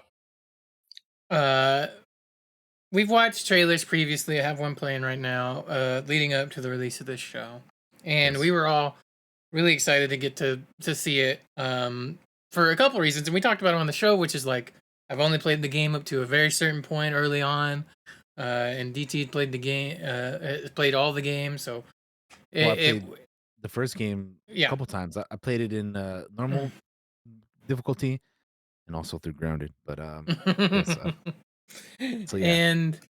And we've been waiting to have this discussion because it was going to be cool to talk about because I'd only played up to a certain point. And It was going to be cool having the duality of me having played the game and Josh not having played the game. So we have both sides of the, have you played it or have you not played it, right? yeah, exactly. Anyway, so continue. Yeah. And well, it's even better because we have Baba here with us. So like of course. even more so now. So the question is, do I like it? Yes. And the question is unequivocally yes. I enjoyed every episode of it. And I'm sure we'll break down episodes by episodes, but I'll say that I don't. It'd be hard for me to pick a weak one, to be honest with you. Like, because I think they're all good. Like, it really is pretty hard for me to pick a weak episode because they are all pretty fucking strong. I would, after an episode would air and I watched it, I would go and look on the television Reddit because I want to see what people are saying. I'd go look at the Last of Us Reddit thread. There'd be Reddit threads in there for that episode, and I would because I want to see what some of the fans have to say about things. Because I loved every moment. I cried multiple times throughout the season, and I don't even have like the super attachment to like the game characters like you guys do. But it did such a good job at hitting you with those emotional beats. Yes. And as far as an adaptation goes, you're like, Josh, how can you talk about it being an adaptation when you didn't play the games? I have friends that played the games, and I looked at those comments, and people were like, that's pretty freaking faithful to the game. And like the things that were changed from it, weren't bad changes. They were things that just added to it. It wasn't things that took away. And this is something we've talked about before. We've talked about it in a different sense, which is like in video games, we like to have options multiple options, right? And we don't like having things taken away from us. We like having more things just added on. And I think that's what this show has done at certain points, where it's like, if it didn't, anything that it changed, it didn't take anything away. It just made things better, right? To it, yes. Yeah. So that's like my quick 5-second pitch on that. I like it. I liked it a lot. I enjoyed every moment of it. I thought the cast was fantastic, and yeah. So that's kind of like how I feel on it. Hell yeah. For me, I'm gonna let Baba talk, but I just want to say really quickly. For me, I enjoyed this so much that I think I like it more than the actual video game. I don't know how Baba feels about that. I'm gonna ask you, Baba, about that. So think about it. But Okay. I think I enjoy it more than the video game. I have to say, I think I enjoyed the adaptation more because I think everything that they added to the show, like from the beginning, right? We start off in the 60s or whatever with a homeboy from The Mummy, and he's talking about the fungi or Homeboy. yeah, I forget I forget his real name, but you know what I'm talking about. Yes, yes. The professor dude in the first episode that's talking about the Jonathan. fungi. Yeah, Jonathan from The Mummy. He's talking about the you know the all the backstory. Like I love that. I love that they added that into the show, you know? Yeah. There's a lot of stuff that they added into the show that is not in the game at all. And I think like it added so much more to the story and everything that I really, really like that. And that was one of my favorite things that this show did, was it was able to expand on the story. Because in a video game there's a lot of stuff that you can do that you can't do in a TV show, and in a TV show there's stuff that or you can't that from a video game that you can't do in a TV show because it's just like it doesn't work that way. But yeah, no, everything that they added was amazing. Um every like there's like specific scenes from the game that I recall in my mind that are like exactly almost the same as they were in in the show. So all of that, I really love. So yeah, I think for me, like I said, I think I enjoyed the show more than the game. Like honestly, like as much as I enjoyed the game, I'm like this show is like really really good, and the acting was phenomenal, and I think everybody brought their A game to it, and it was really well done. But that's enough from us because I know Baba's probably bursting to talk about it. So Baba, the floor is yours. No. Take it away. What did you think? No. Overall thoughts of the season as an adaptation and all that. Overall thoughts of the season is who said it earlier? Like one of the best adaptations from a video game that I have ever seen. Yeah, I was saying that earlier. Yeah. It does have the benefit of being a TV show where you have 9 episodes to devolve like to get into characters and plots, while a movie you just don't have that time. Yeah. So it does have the benefit of that. And whoever decided to make it a TV show over a movie, brilliant. Yeah. You deserve a raise. I could not see this as a movie. I don't know how you do this as a movie. It'd be a lot. It'll be a lot more rushed, is what it would be. So you can't really have a lot of those more smaller detailed moments. But anyway, yeah. Go ahead. But overall, like I loved it. They were pretty faithful to the video game. There are some changes as people who play the video game. There are changes. There are changes, and yes. I think Craig and Neil were brilliant in those changes because, as Josh said, it elevated the story. It just gave more backstory to what we already knew. Yeah. Like you said, the homeboy from The Mummy. Homeboy from The Mummy talking about the fungi. Yeah, that was great. I love that. I love that kind of stuff. I mean, just starting with that cold opening, terrifying. And it sets we're fucked. It sets particularly up the world terrifying because of the world we're living in right now. Exactly. Right? I mean, that was that one line he said, like, if only, if the world just got a little bit warmer, and we all they could adapt if they needed to. You're like, wait a minute, what now? Mm-hmm. The casting choices, great. Perfection. I think for everybody, I don't have one person that I'm like, well, I have one person, but I'll get to that later. I must know who this person is. I didn't think they were bad, but I'm just like, I think I maybe preferred the video game version more. But we'll get to that later. Ooh, I want to know who. Yeah, we'll get to that. We'll get to that. Pedro as Joel. He is Joel. He is Joel. Yeah, he's great. TV Joel, of course. Like Yeah. Troy is our Joe as well. Yeah. Bella, perfection as She's Ellie. great. She's great as Ellie. Perfection. I can go on about their performance of Ellie. Just the little things that she did were the gasp in episode 5 when Sam and Henry and just everything, perfection. And then Gabriel Luna. That's all I gotta say. Fucking Anna that plays Anna Tess. as Tess, yeah, she was good, man. Yeah. She gave so much to Tess that like you don't get in the game. You get so much more time with her, and my heart broke. I cried. And I felt what the TV viewers saw was, I want more time with Tess. I want more Tess. What else? I don't know. Overall viewing, it's great. It really was. They did so going back to some of the changes that they did. So the Bill episode, big change. They obviously we get to spend more time with not only Bill but also his partner. And we get to see how they like met and how they were, Bill you and know, Frank. yeah, Bill and Frank, how they met, how they were together for a while. You don't get none of that in the game. I mean, shit, in the game, Bill is still alive when Ellie and spoiler. I mean, obviously, if you're watching this, you've seen, the show. But for the game, Bill is still alive when Joel and Ellie get there, and they find Frank. Like what was it, like he hung himself or something, right? Mm-hmm. Yeah, so they find him, like they find Frank dead. But in the show, they make you care about all of that because they're like, we're gonna spend this entire episode with these two dudes, and we're gonna sprinkle in a little bit of Tess and Joel in here. Oh, But yes. but they were, yeah, from start to finish, and then in the end they go out together, right?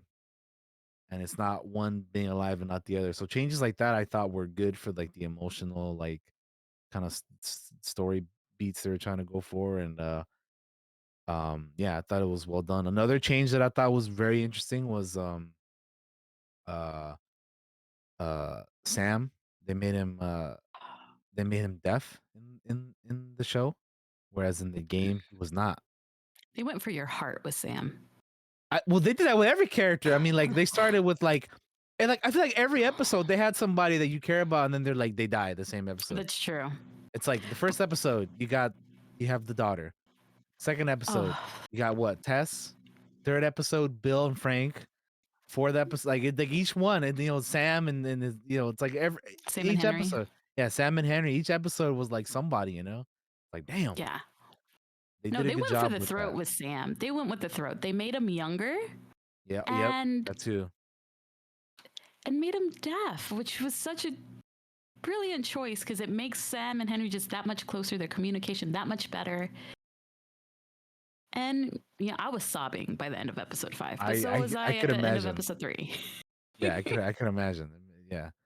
They they did such a good job with like all the changes that they did, which we said this already, but I think they were in the long run for the show better.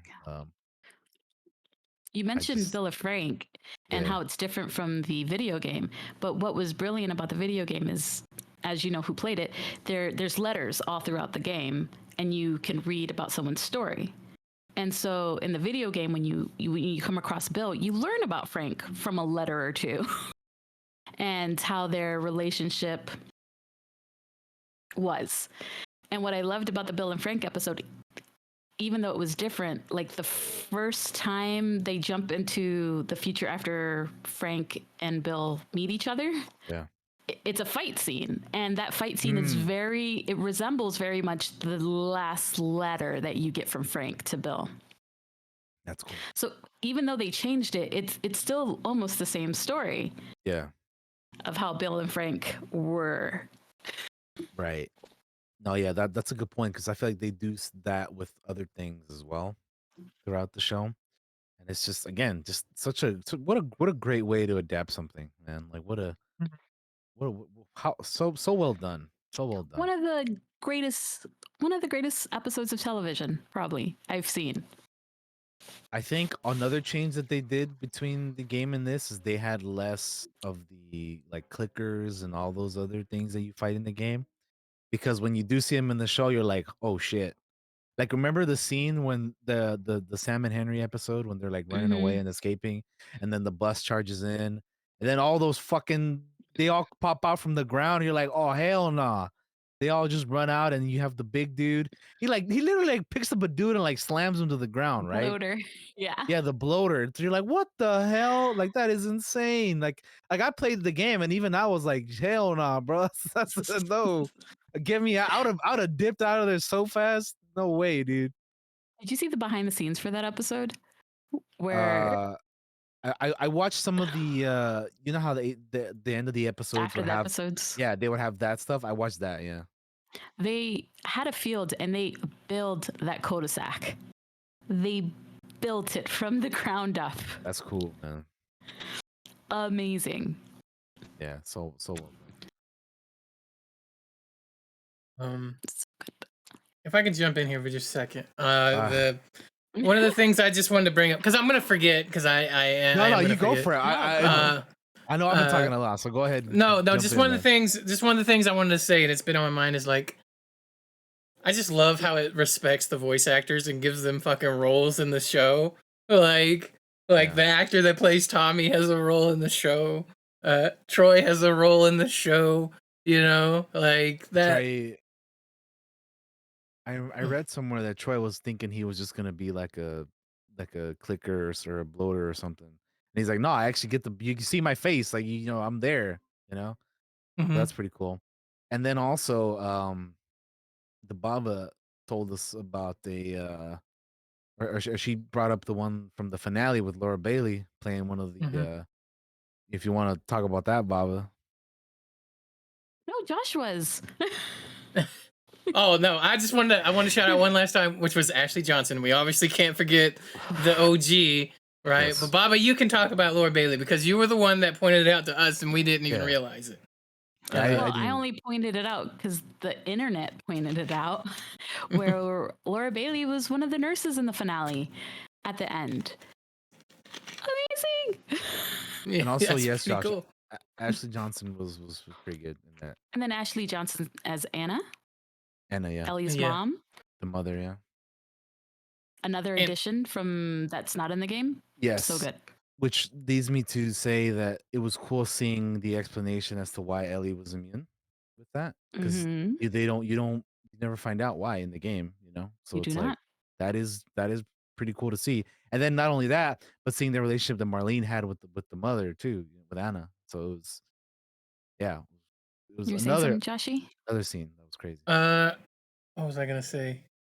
Oh, I was just gonna continue on with the. I'm just glad that they respected where these characters come from originally from the video game. They respected the actors enough to put them in the show, give them roles in the show, pretty important fucking roles in the show. Because a lot of times when things will get adapted, I don't know, it feels like they kind of shit on the original actors sometimes in things, and that it was just refreshing to be like, I love how respectful they are of what got them here, you know, what got them here, which is the game and those actors that make you care about those characters originally. We can So think that's of all. a few recent video games that were adapted to TV shows that were like, yikes, man. Mm-hmm. But it's such a great job that they were able to accomplish what they did with this series because it is I think it's phenomenal. Like there's been people obviously complaining about like, you know, whatever they have to complain about. But I think they really killed it, man. I really do. I do too. Yeah. Yes. Yeah, acting wise, no complaints. Everybody was great. Um, I mean, I recall like just moments from the game as I was watching the show, and I'm like, man, like Bella really killed this moment, or she really sold this moment. Like, after David and all that stuff, I was like, damn, she was she was so good. And then Joel, when I was waiting, dude, I was waiting on that interrogation scene, man. Because I was like, I remember this in the video game. I hope they do Yes. it in the show, and he did it. I was like, yeah, boy, that's too good, man. That's too And good. they kind of like when they met the older couple in the middle of the wilderness, and he's like, Oh "I'm gonna yeah, show me on the map, and it better be the same place that she told me." He brings that back. yeah. That's also Not as yeah, quite as the same. yeah. Because how cold was he? Was like, "It's all right. I believe him." Straight pipe to the head. Yeah, I mean Joel, as we know, especially from last night's finale, he's a fucking savage. But Well, that's the thing. If I can talk about that for a minute, in yeah, last go night's for it. episode, when his rampage through the hospital, it's like you hear about Joel throughout the whole season about the terrible things we've done, terrible things we've done to get here, the terrible things that I've done. You don't know what we're capable of, the terrible things we've done, and we've seen him throughout the season show flashes of it. But that's when he really unleashes the monster that he can really be. Is in that hospital scene where he's just killing everybody. I mean, he just kills fucking everybody. Remorseless, cold. He is like the fucking Terminator. That is what I got out of that scene. And it was like, and I love it that, yeah, well, yes, in the earlier episodes, we do get flashes of him being a hard ass and a badass and all of that. But what's so terrifying in that last scene is like, in that last episode, rather, when he goes through the rampage in the hospital, is he lets the inner monster out, and he's got no emotion. He doesn't talk. There's no screaming. It's quiet, other than when he shoots. He is completely cold and emotionless as he executes these people and kills them because he's gonna save Ellie. He's not gonna let them kill her, even if it would save humanity. He doesn't give a fuck about humanity at that point anymore. So I find that I think the show does so well at like building him up as this monster. I say monster, but let's be real. It's not necessarily a monster, but that part where he just becomes that cold, ruthless killer that we hear about throughout the entire season. We really see it unleashed in that moment. And I think that was fantastic. I think it was great storytelling for it. And that's what I just wanted go to say off on of that. Mm-hmm. To just go off of that real quick, that's been a point of contention for like 10 years now, dude. Did he make the right call? Like would you? I mean, it's a tough thing, right? Like, would you save a loved one or save humanity? Like, it's a tough choice, man. So Mm-hmm. yeah, I don't know. I wouldn't want to be put in that spot. That's for sure. To talk about the hospital scene, Daniel, since you've played the game, and I love hearing what you said, Josh, as someone who's seen it and never played it. I had very different feelings from playing it and then watching it. Because playing it, you're like, I have one mission and it's to get to Ellie. So you're playing it, you're not thinking about these NPCs that you're murdering. That's true. You're getting frustrated because this one fucking murdered you, so you got to start back at the checkpoint. You got to find a new path. You got to stealth kill this one while shooting this one through the window. Like, it's not. That's a good point. Yeah. Yeah, like I have a mission and it's to get to Ellie, and I'm gonna do it. I'm gonna fucking get to Ellie, and then I'm watching it and I'm terrified. Like, I don't know if you guys got these feeling from it. Like, yeah, I feel what Joel's feeling, but at that moment, when it starts and then, like, the sound goes down and the music comes up, it almost feels like an active shooter situation. And I'm terrified of Joel at this point, where he's just killing people without thought with this gun, picking up guns, knifing people. I mean, it's terrifying for me. Yeah, I could totally see that. No, that's a fair point, because when you're playing a video game, you're just like, it's like exactly like you said. I gotta get to this point. All these dudes are in my way. I gotta take them out. And then however way I can. And let me tell you, playing that on Grounded is some bullshit, okay? Because my God, playing that in Grounded, it is awful. But I have never cursed as much as playing the hospital scene on Grounded. I streamed that years ago. You can't. I don't think you can find any footage of that anymore because I didn't save that. But man, that was annoying. But you're totally right. You're trying to get to that point, and they're just, like you said, they're just NPCs you got to take out. but watching it in live action where he's like stopping every couple. He's like they're like we didn't say to stop, and he's like trying to find which room she's in and going down the stairs, and you know what's about to happen, Yeah. but you're just waiting for it, and it's like when is it gonna happen? And he stops again, and then it happens. He pops dude with the other dude's gun, and then just like headshots and like they like zoom in so you like he shot this dude in the head. Like Yeah. like when he's in the room with Ellie and the doctor's like, I'm not gonna let you take her. And he pulls out the little knife or whatever, blasts him in the head. And what do they pan down to? His blood and brains on the floor splattered out with the hole in his dome. Like he is just savage, like just without like he's a man on a mission. Like he's trying to just get to her and like he doesn't care about nobody at that point. Mm-mm. So it's crazy. Like I said in the game, I'm with him watching it. I'm like, oh no, Joel, what are we doing? Like, what are we doing here? I think I'm with you. I think like in the show, in the game, yeah, I was like, oh yeah, because you're playing the character, right? So you're like, yes, we're doing the right thing. But then you watch it and you're like, oh shit, Joel, I don't think I'm with you on this as much. Mm-hmm. No, like you see a person surrender, put their gun down, have their hands up, and Joel's like, no, Blah. Yeah, no, I'm not gonna turn around and you're not gonna shoot me in the back. I'm gonna get my daughter because at that point, that is his daughter. yeah. I'm gonna get my daughter and I'm getting her out of here safely. It's not gonna happen again. I think that's what's going through his head. It's not gonna happen again. Yeah, well, I think what adds to that is before remember when they were in Salt Lake City, I think I don't know if it was it before the giraffe or after that she was talking to him and being like, because he was telling her that he's like, oh, we don't have to do this, we can go back to Tommy's or whatever. I forget if that was before or after the draft, but anyway, it doesn't matter. When they're After the draft, when they're in Salt Lake City, mm-hmm. and he's like, we don't have to do this, we can go back. And then Ellie's like, no, we came this far, we did the things we had to do, we gotta see it through, like we have to go. Like I have not done all this for nothing. Like we need to see this through. And then if you want, then I'll go with you wherever you want to go. But we have to go.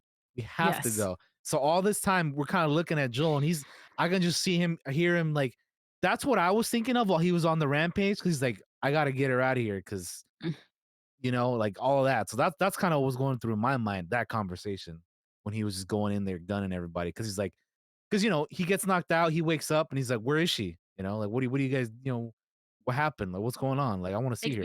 Take me to her. Yeah. So he's from that point on, he's just kind of, I feel like that conversation was the moment where he's like, all right, I don't care, like whatever happens, I'm bringing her back with me. That's what I was thinking. Just that conversation they had in Salt Lake City. Which, speaking of the giraffe, that was cool seeing the giraffe in the show, because that's a pretty like sweet moment in the game. Because before that, Ellie's it's like how she was in the show. She's kind of like out of it, kind of like I mean, we obviously what happened the previous episode. She's gonna be dealing that with way. the trauma. Yeah, she's but then like for a moment, she's like, oh man, hurry up and get over here, old man. We got to see this giraffe. And he's like, And hold on. Go ahead. No, go ahead. No. What I'm going to say is going to be added to what you said. I was just going to make a joke. I'm like, I said this when we were watching. I was like, Ellie, I'm 55 years old. God damn it. Wait up. I'm an old man. Wait for me. But anyway, go ahead. No, and like, this is to the actors again, like the look on his face when she's having that moment with the giraffe and she's laughing and she's like, this is fucking cool. Yeah. The look on his face, you can see it. You can see it switch. Like, this is my daughter. Yeah. He's like, wait. He's like, we gonna feed them real quick. Hold on. It's gonna be okay. Don't worry about it. I know you never seen these, but like, just take your hand. It made me think, did he ever take Sarah to the zoo, and did they ever do the feed the giraffe thing that you can do at zoos? It's so cool because he seems so calm, but Joel's so calm. So. And then before that, he's just like, maybe I get a guitar, teach you how to play guitar. You want to learn guitar? Yeah. All that kind of stuff, Oh, you know what I'm in the mood for? Right before they get captured, them shitty puns, Oh, I love that. But what did you guys think about the scene, like a little before the pun scene, where he talks about his scar? Because that's not in the video game that I remember. I meant to bring that up too. that when he's like, the guy missed or whatever, he's like, oh, it wasn't the guy, it was me, you know. So Mhm. it's like, oh shit, yeah, I don't remember that being in the game either. So that was new too. I What do you think it think was about it, a. Josh? Yeah. Well, yeah, go ahead, Josh. Because I yeah, I hadn't given much thought to the scar on the side of his head until they brought it up that in that conversation. But I was like, it makes perfect sense, that he would have tried to do that. Um, and that scene has such great dialogue. Oh, it's got one of the best. Maybe my whole favorite line of the whole fucking series is in it, where this like she says, "Time heals all wounds," and he says, "It Oh, wasn't time." I was like, oh, that "Oh, he's killed so, me. oh," but That killed me. it's so good. It's so it's so good. It's so good. Mm-hmm. And the look on her face when he goes, "It wasn't time that healed it," and you see Bella, the fucking brilliant person that they are, register it and go, "Oh, yeah, she just go, oh, oh." It's and the look on Pedro's face when he was like, "No, it wasn't time." I was sobbing mess next to Jake. I was just sobbing. What a brilliant addition. Mm-hmm. and again, just one of the many brilliant additions that they did. I thought they were all good. I don't think any of the additions were a negative, personally. Thought they all added to the story and Mhm. emotion and everything that was going on. So yeah. Well, one thing I know they took out of the games was the spores. And some people felt kind of strongly about that. How do you guys feel about there not being spores? Like, I and didn't. did they have were the tendrils that come out the mouth? Those weren't in the game, were they, or were they? No. And I just don't. No. No, Man, mycelia? that shit is so creepy. It is. I mean, because you see it in the first episode, right? When the old lady turns Mhm. with Sarah, you're like, what the fuck? No, yeah, that was not. I thought That it was was hair not. at first. I was like, "What? She got I thought hair it in was her hair, mouth?" too. I was like, "Oh, that's awful. It's hair." And then I realized that's not fucking hair, dude. That's oh my god. Nope. It definitely made it. I understand why they got rid of spores, but man, those fucking tendrils they're a creepy addition, and I get why they put it in there because it's definitely scary. Yeah. Uh, Going back The to that spores. first. Oh, go ahead, Sorry. Baba. No, you go. Sorry. The spores, I loved it in the game, but why they took it out made completely perfect sense. And So- I was with them 100% of the way. So what was it? What did they say? What the reason was why they brought him out? Because I don't know if I know that. The fact that even if you wore a mask, spores could get through it, and then you can't Oh, really well. divide it into areas like it is in a video game. yeah, I it would mean, just go that's- everywhere. Yeah. I mean, that So makes you couldn't sense. make it believable in a grounded TV show. Sure. I personally, just to answer the question, Josh, I don't mind. I don't care. I got you. Spores, no spores. I think it's more terrifying this way. Yeah. Those tendrils are Because in fucking the video terrifying. game, you see spores and then you just put your mask on and you're safe. Here, Yeah. you're fucked. Yeah, I just wanted to ask because I know you both played the game and spores were Yeah. like a thing there. But what were you gonna say, Daniel? I think you were gonna say No, something. I just wanted to just mention like how things were so well done. Like going back to that first episode when they're like running, like as soon as everything goes to hell and shit's blowing up and stuff and airplanes are falling out the sky and everything. Bro. That was so well done when they're like in the car trying to get away. It just like the game, dude. Just like the game. So well done, man. I love that. Even down to the moment with Sarah, man. I was like, oh, dude, you know what's coming if you play the game, and still you're like, fuck, this is gonna be terrible. The And actress I- they got to play Sarah, Thandie Newton's daughter, Yeah, I did know that. Yeah, looks just like her, and she's so expressive. And immediately, 2 seconds in, I'm like, I love you. You're beautiful. She was the perfect Sarah, and my heart was hers, and I knew she was gonna break it. I knew she Yeah, broke it. yeah, it was so well done. And again, adding extra backstory that was not in the game with Mhm. her and trying to fix the watch and Yeah. the neighbors and all that stuff. It was really it was just I love all the additions. Man, what can I I say? do. I love it. I love it. My question to Josh is, Yo. so how'd you feel about um this was what episode was it the fifth one? The one where we get Ellie and Riley together. That is Left Behind, which was episode 7. 7? Okay, okay, yeah. So that originally, Josh, was a part of a DLC that came out after the game. I believe it Mhm. was called Left Behind, right, Baba? If I'm not Yeah. mistaken. So that was like a whole separate DLC that they like, included in this in an episode here. How'd you feel about like just because Riley or not Riley, Ellie, I I think had mentioned like Riley up maybe up at that point without Yeah, mentioning her name. I think they did it in episode 1 because Marlene's like, was Riley a terrorist or whatever? Because Ellie. This is way back in episode 1, so it's been a minute. But she's tied up, and like Ellie's pissed at the Fireflies because she's tied up, right? And they're testing her, and she's like talking shit to him. And then Marlene's like, "Was Riley a terrorist?" Like so. That's like the only hint I remember from that name. There we go. From earlier. Yeah, but she mentions like, being in the mall and like, that's That how was in episode 2 with Tess. yeah, with Tess, because Tess is like, oh yeah, because I remember Tess being like, oh, you're a little, badass going in the mall by yourself. You got some balls on you, sister, or something like Yeah. that. Which I thought was funny line. So like, so like, what'd you think about actually like getting to see that? Because like that wasn't part of the game either, but it was like a DLC that was released like after, One, I think it's cool that they decided to do that. They took the DLC and added it in here as an episode. Put into the game, yeah, or the show, yeah. What I mean. I think it's cool that they did that. I like them. I got nostalgia looking at the mall. I was like, man, I remember when I used to go to the mall and go to the arcade and play Mortal Kombat and go to the food court and get food and go into all those stores and be shy in front of the lingerie store as you walk by. Like, how did people wear that? I thought it was great. I enjoyed that episode a lot.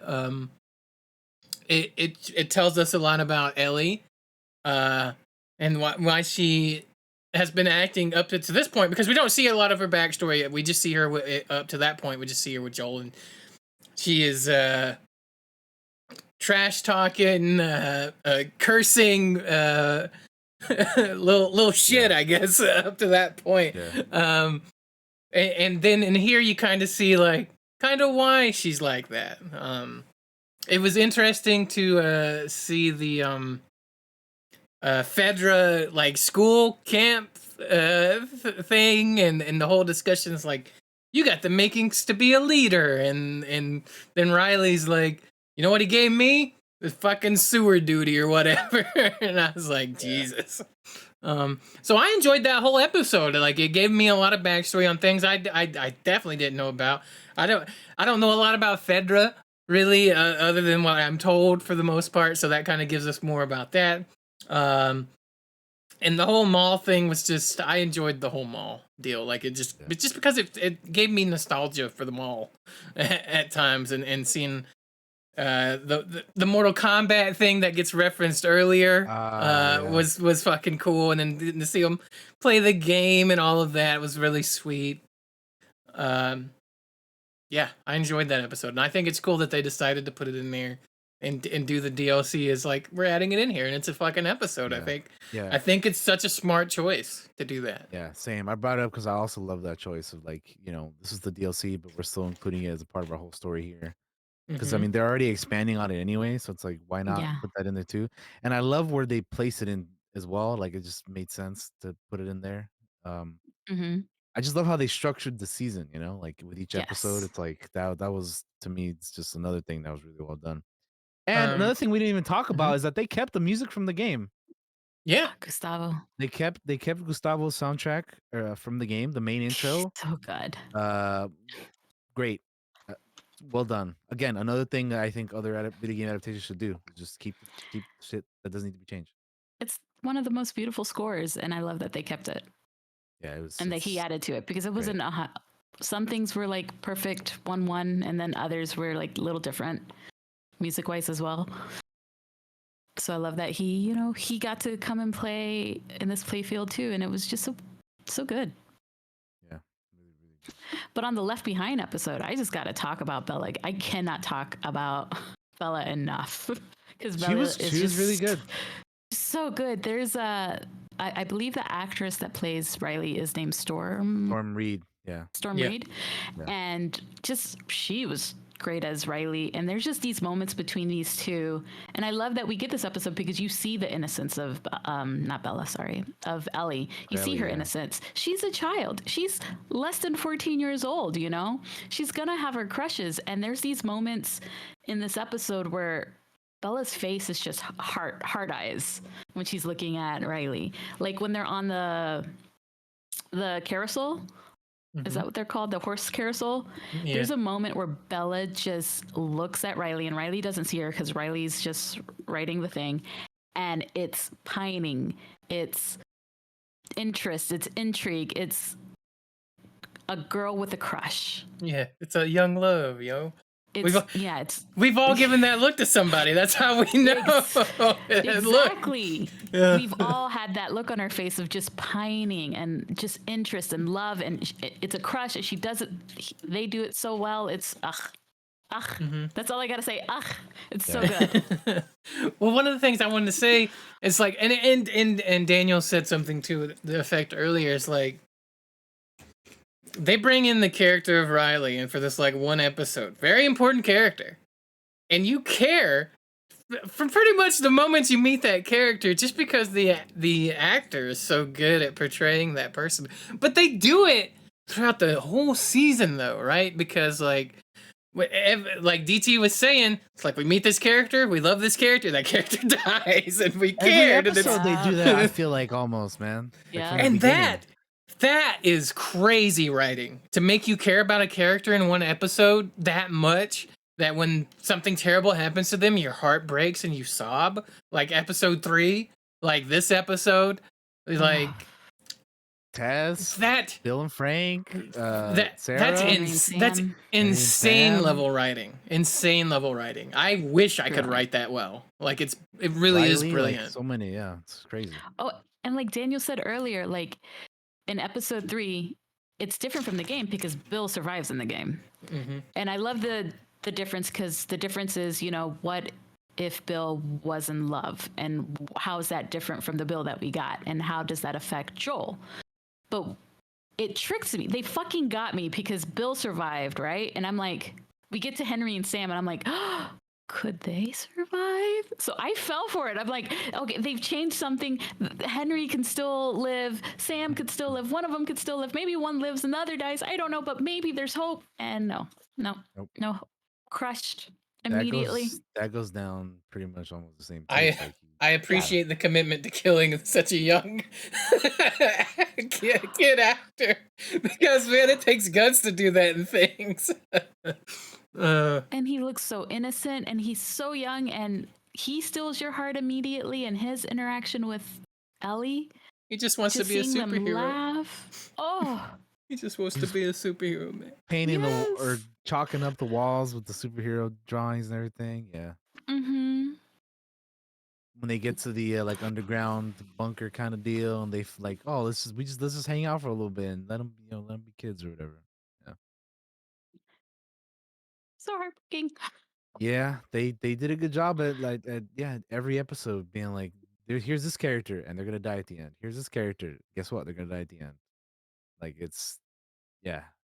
well done. And not to chirp on Bella's, this is Bella's fucking podcast for me, because Hey, talk about all you want.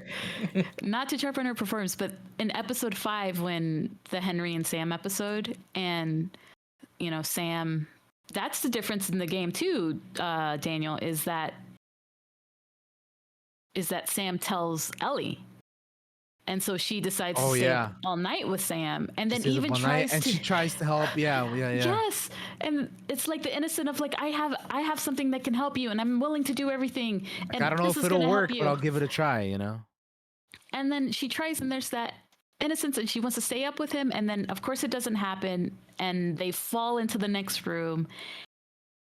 and Henry kills his brother, and then you see the look on his face, and then they don't show this, but he kills himself, and it focuses on Bella's face. Yep. Oh my And god, that little, when that little that little sob, gasp. yeah, that little Oh. sob that escapes. So I was like, oh my god. But it's like, at that exact moment is so heartbreaking for so many reasons, because he's like, he kills his brother to save her, right? Because she's being attacked, and it's almost a natural reaction for him to take the shot, and then he's like, what did I do? You know, like, oh my god, dude, like, he's still in his heart such a good person, but he can't live with what he just did either. Oh, it's heart-wrenching. Everything he did to that point, which even killed that man. Well, he didn't kill him, but he led him to Fedra, where he gave that man up. Yeah. Everything he did was for Sam. For Sam, yeah. And he lost it in that second. He talks about it to Joel. Yeah, I lied to you, man. I definitely did some stuff. It's so good. I can't. Yeah. I can't. That one tears me. I can't. I think the stuff that for that episode when they like bury them and then Ellie has the little thing they were writing on and she puts it on, I was like, oh man, I'm that's sorry. sad. That's sad as hell, man. That's hard. That's that's. What do you think that sorry meant? It could mean so many things. Yeah. Like, Is she sorry that she couldn't cure him?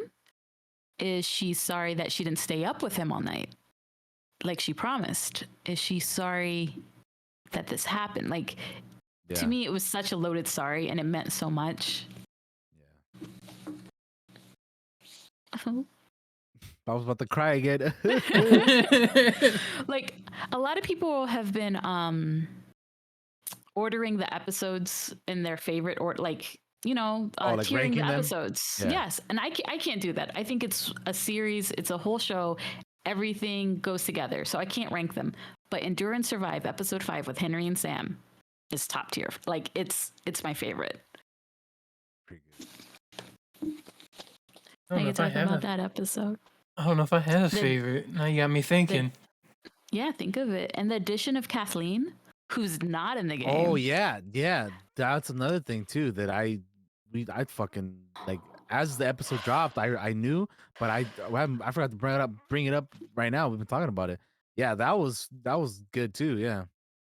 The actress named Melanie, I believe she's from New Zealand. I could be incorrect. You might be right about that.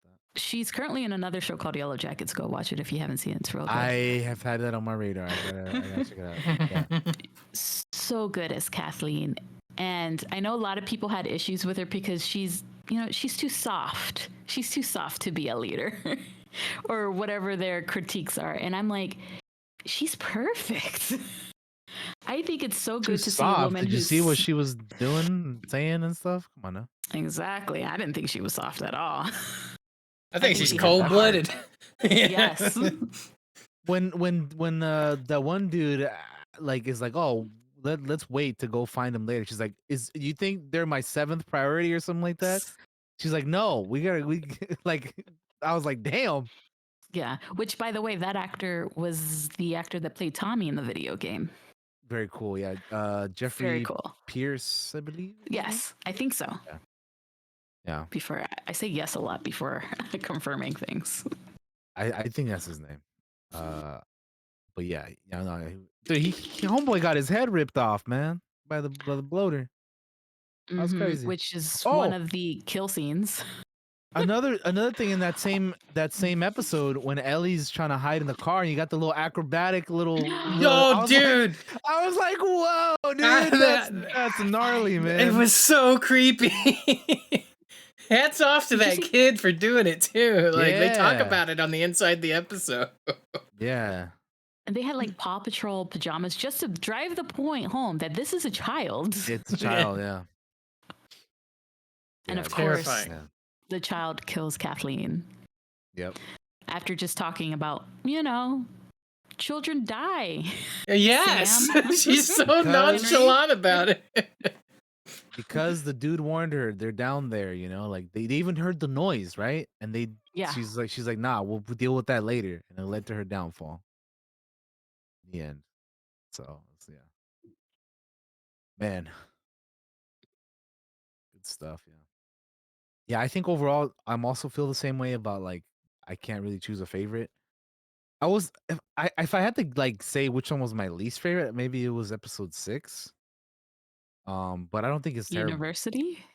It was the one where they find Tommy again, I think. Oh, Tommy. Not because of Okay. him, but I don't know. I don't know. I No, just no, no. that one was just I don't know. If I had to like say one that was weaker, maybe it was that one. But I think they were again. I don't think any of them were bad. They were just all pretty good. And then remember earlier when I said that I had something to say about an actor that maybe I thought was better in the game. You are So not gonna say Maria. no. Okay. The- We were I- about to fight. I'm talking about a different episode now. This Okay. one is episode 8. David. I feel like David was better in the game. Like he like not better, but like I felt he was more creepier in the game. Maybe does that make sense? Like you look at David in the game, you're like that motherfucker is not a nice guy. But you look at him in the TV show, and you're like maybe like. But in the game, I'm like that dude he's no good, man. Like that you just look at him and you're like he's a piece of shit. But so maybe that's like my only thing that I have to say about that is maybe I think David was a little bit more I don't know, more I don't know. I don't know the exact word for it, but I feel like in the game he Menacing? was yeah, I guess menacing. He was more menacing in the game. But I don't know. How'd you feel about that?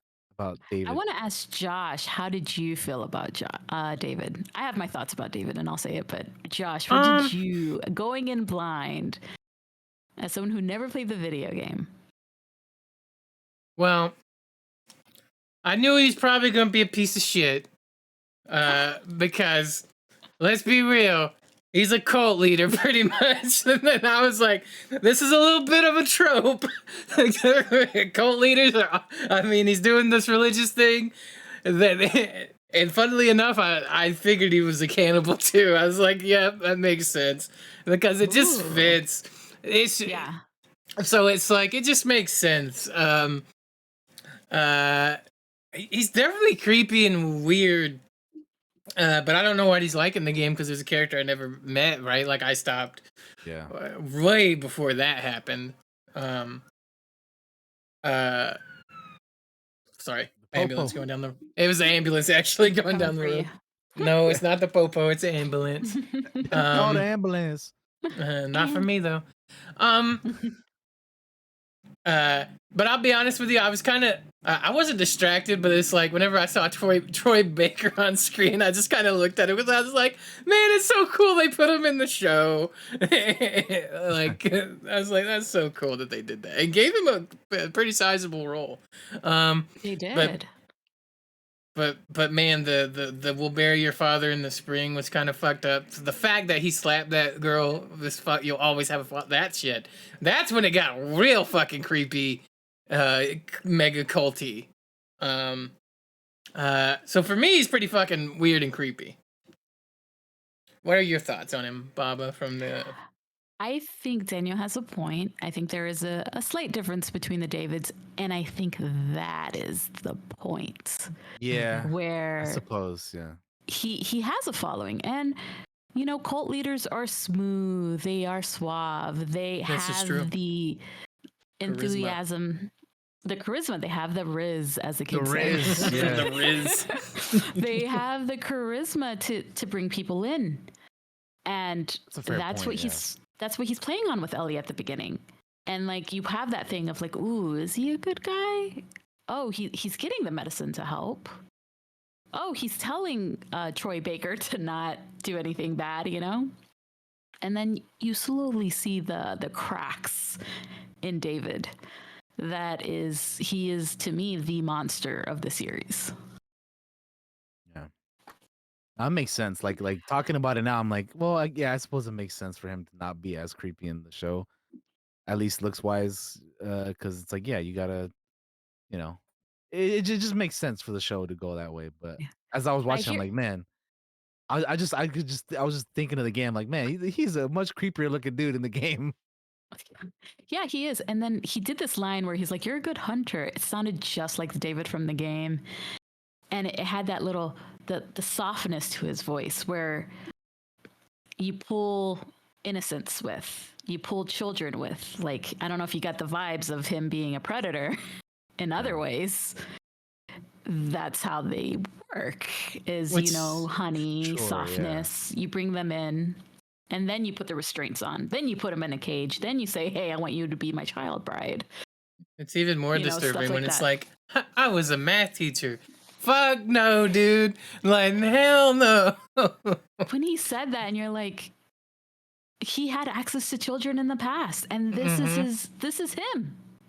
It's scary. It's scary. It's disturbing.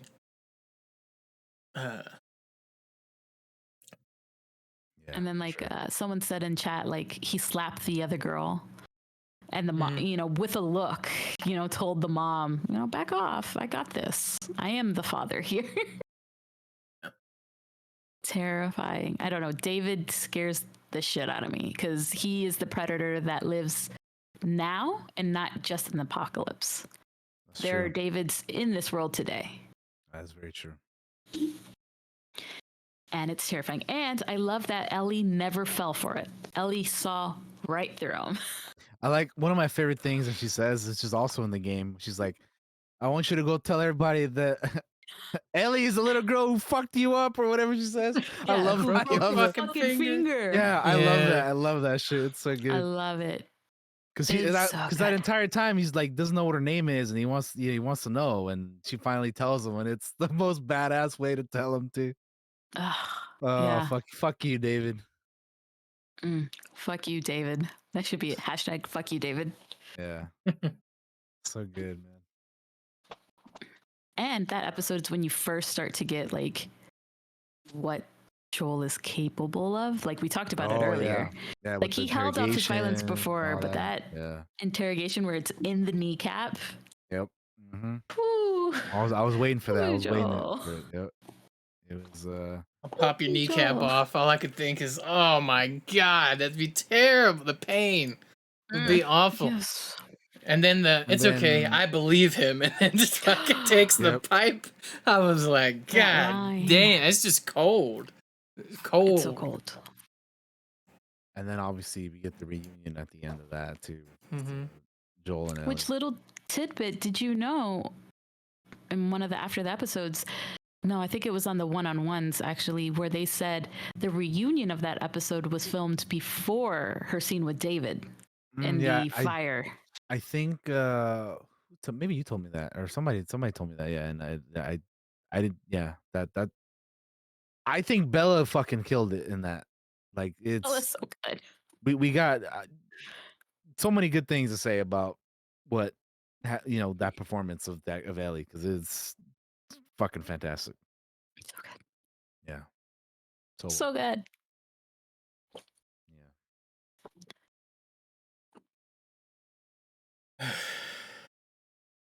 But yeah, I mean, I don't any other things we want to bring up. We kind of like talked about all the episodes here and there sprinkled throughout, but anything There's else something that in maybe we episode haven't 2. Uh-huh. The flashback in episode 2 in Jakarta. Oh yeah. Jakarta. Oh yeah. Yeah, we didn't even talk about that. That's a good That's another like So- addition that I was like, whoa.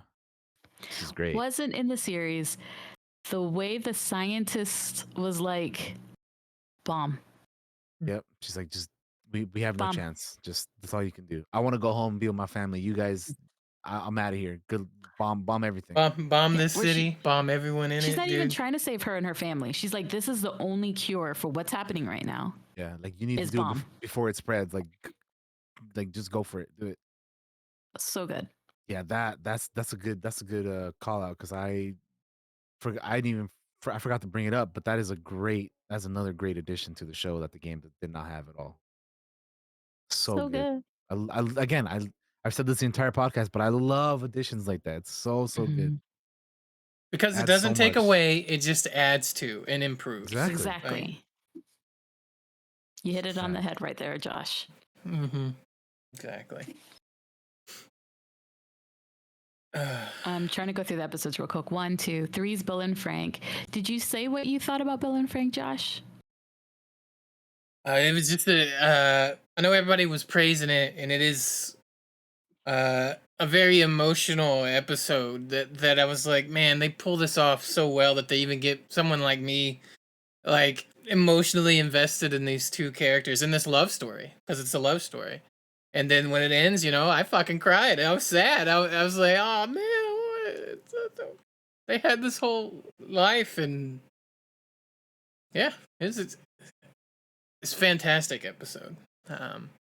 I find it interesting that it's an episode without Joel and Ellie for like the most part. It's all Bill and Frank, right? And it goes back to what we were saying earlier, where it's like they show you these characters, you get attached to these characters, and then those characters die, and you're heartbroken. And I'm pretty sure and it's brilliant writing. That was one of the longer episodes too, right? Yes, maybe It's the like second over an longest hour?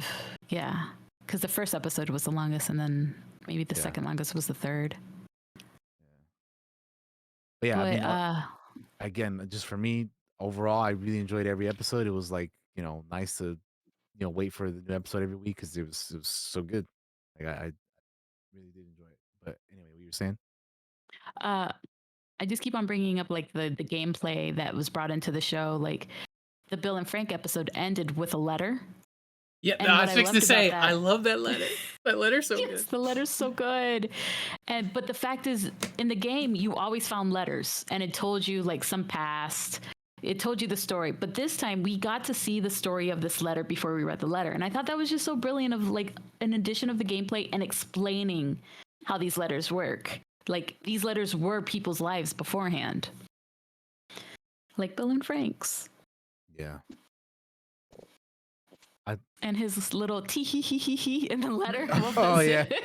And I love the letter because it's probably meant for Joel, and it's like nobody can understand Joel like Bill understands Joel, because they're the same person in a lot of ways. Like they really are. And that's kind of why they don't really like each other, kind of. It's like they see what each other are, right? And what each other are capable of. So I love that he leaves the letter to him, and it's like, if you get this, if you help yourself to anything you want, take it, because we gotta take what you need to protect. He says Tess in the letter because he doesn't know, but Yeah, he does. Yeah, he's like use these to protect to keep Tess safe or something like that. Yeah. And it's like, oh man. I also love that Ellie was the one to read that. Oh yes. And then she doesn't want to read like a certain point. He's like, say it, like Joel's like, just say it. And it's That the Tess part. Yeah, so oh man, so good. Another addition, I'm trying to go by episodes, was I just lost it. Oh no, my brain just went blank. Oh no, bravo. Which episode was it? The episode you didn't like. Oh, 6. Oh man, I did not like it. It's just, I know, I'm just teasing you. Yeah. I got you. There's an addition there. First off, in the game, you don't see Jackson, but you see Jackson in here, and it's so beautiful and so great. There was an addition. Fuck, where am I going with it? I lost it. Lost it, guys. Episode 6. Oh, the couple in the beginning. Oh yeah, with the natives, right? Graham Greene, William Graham Greene, yes. Graham Greene, I think. Yeah, that's it. My boy. Yeah. Another addition. Perfect, hilarious, and I love it. Oh, it's so funny. Yeah, did you tell him the truth? Are you telling me the truth? Yeah. You made him soup? Like that whole They looked that hungry. whole bit. That whole bit is so funny to me. I I loved want a it. series with them. They're great. They're great. I like that there is that moment of levity in the show. Like, because the show is pretty dark and heavy a lot of the time. I was like, oh, thank God there's like a little bit of like, because you got to have a little bit of like that moment to breathe in there. Oh, yeah. Bro, the thing Juan brought up, he's like, why did you shoot him? The gun is over there. The gun's all the way over there. Oh, And he's like, man. "We've been here since you were in diapers," and she's like, "I didn't want to be." Yeah, that back and forth was too good. It was just so good. So funny. Another addition. I'm just bringing up additions now. Clocking.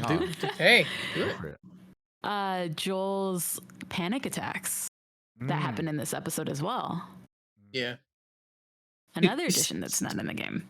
Starting to catch the feels, and he doesn't like it. He can't stand it. It's killing him inside to know that he's starting to care about this girl, and see her as like a child, a daughter, another kid for him. You know, like to the point where he thinks he sees a grown-up Sarah. You know. Yeah, and in Jackson, when man. Part of me is like, I want her to turn around and it be her. I was like, I know it can't be, but I want it to be because I want him to see it and to be happy for a moment, but it can't because it's not real. Yeah. That's so good. I love that addition. 7 is Left Behind. 8 is David. 8 is David, yeah. Which we've talked about. And then 9 is the finale. Yep. Which leads you to the final question that you brought up earlier. And I was like, wait. Before we talk about this final question, let's say some other stuff. Yeah. Because I think you end it with the final question. Sure. I just brought it up because it's like, it's a thing that people have been like debating over for like almost 10 years now. And it's the debate's all anew now. For a Oh whole yeah, new set of people. for a lot of new people, yeah. Yeah. So what do you guys think? I'll give Josh. I'll talk. So give Josh a minute to think. I was kind of with you, Baba. Like when I played the game, I was kind of Team Joel, but then watching the show, I'm kind of not Team Joel. Like it makes me like I'm kind of the reverse. I'm like, damn. I don't think like it's tough to say though, right? Because like unless you're put in the position of like, do I save this person I love, or do I sacrifice them for the rest of humanity? I don't know, but yeah, I think that's kind of how I'm leaning toward, or that's kind of I haven't played the game in like a number of years, so I'd be kind of interested, or I'd be curious to see how I would feel playing the game now. But yeah, I feel like watching the show, I'm kind of like, I don't know, Joel, but playing the game, I was with him, so I don't know. I guess that's kind of how I'm kind of split. I don't know. It's a tough choice for sure. Yeah, They not wrote it easy. brilliantly if you're split. Yeah. So, for me, this is gonna come off as fence sitter, but like, it should have been Ellie's choice. Her choices. That's the whole hospital bit is like her choices are being robbed from her by both Joel and Marlene and the Fireflies. It should have always been her choice. She should have always had a say in it because it involves her. And I think ultimately she probably would have went Marlene's way. I really do. She talks like we've come this far. Riley was the first to die. Even Marlene mentions it, right? She's like, yeah, you should have gave her the choice because she probably would have done it. She would have, Joel. Like, yeah. The question is, if she believed that, why didn't she give her the choice? Exactly. It's like they are both fighting over this child, but they're not asking the child to make that sacrifice or to do it. Like they are having a battle of wills. It's almost like a divorced couple fighting over the kid. It's like the kid should have a say here. But Marlene kind of steals that away without giving her a chance, and it has repercussions for it, which triggers Joel to kill everybody, including her. And one of the coldest moments in that episode is like, you just come after her and just shoots her. No fucking hesitation at all. Cold. Dead fucking cold. So, I am on the fence that Ellie should make the choice. It should have been her decision. Other than that, like, Joel unleashes his inner monster in that episode, and Marlene and the Fireflies, I feel like, are also monsters for not talking to her or giving her the chance to make the decision. they just make it for her, and that's wrong. I feel like Yeah. so. That's fair. That might come off as kind of I'm sitting on the fence, but I stand by it. It should be No, Ellie's choice. Yeah, I think you're totally right on that. Should have been a choice. I but think that's them. That's you showing how brilliant the writing is. The fact that you see both sides of it, and you're like, oh, guest star. She's like, I'm out of here. That you see both sides, like you could debate both sides of it easily. Yeah. And you can say it should have been Ellie's choice. But like today, and if we lived in today, children don't have the choice. You know, their parents have to make that choice for them. She doesn't have parents. Like it's so confusing, and it's so great, and it's so well written. And you're right, she should have had the choice. And Marlene did say, you know, she would have picked this. Well, if you knew that, why didn't you ask her? Why'd you take her straight to the surgery room? It's true. Why did you put her under and didn't ask her? Mm-hmm.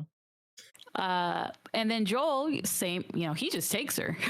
And he lies the whole way home. Like he lies multiple times. Like she's like, "Tell me everything you said is true," and he lies again.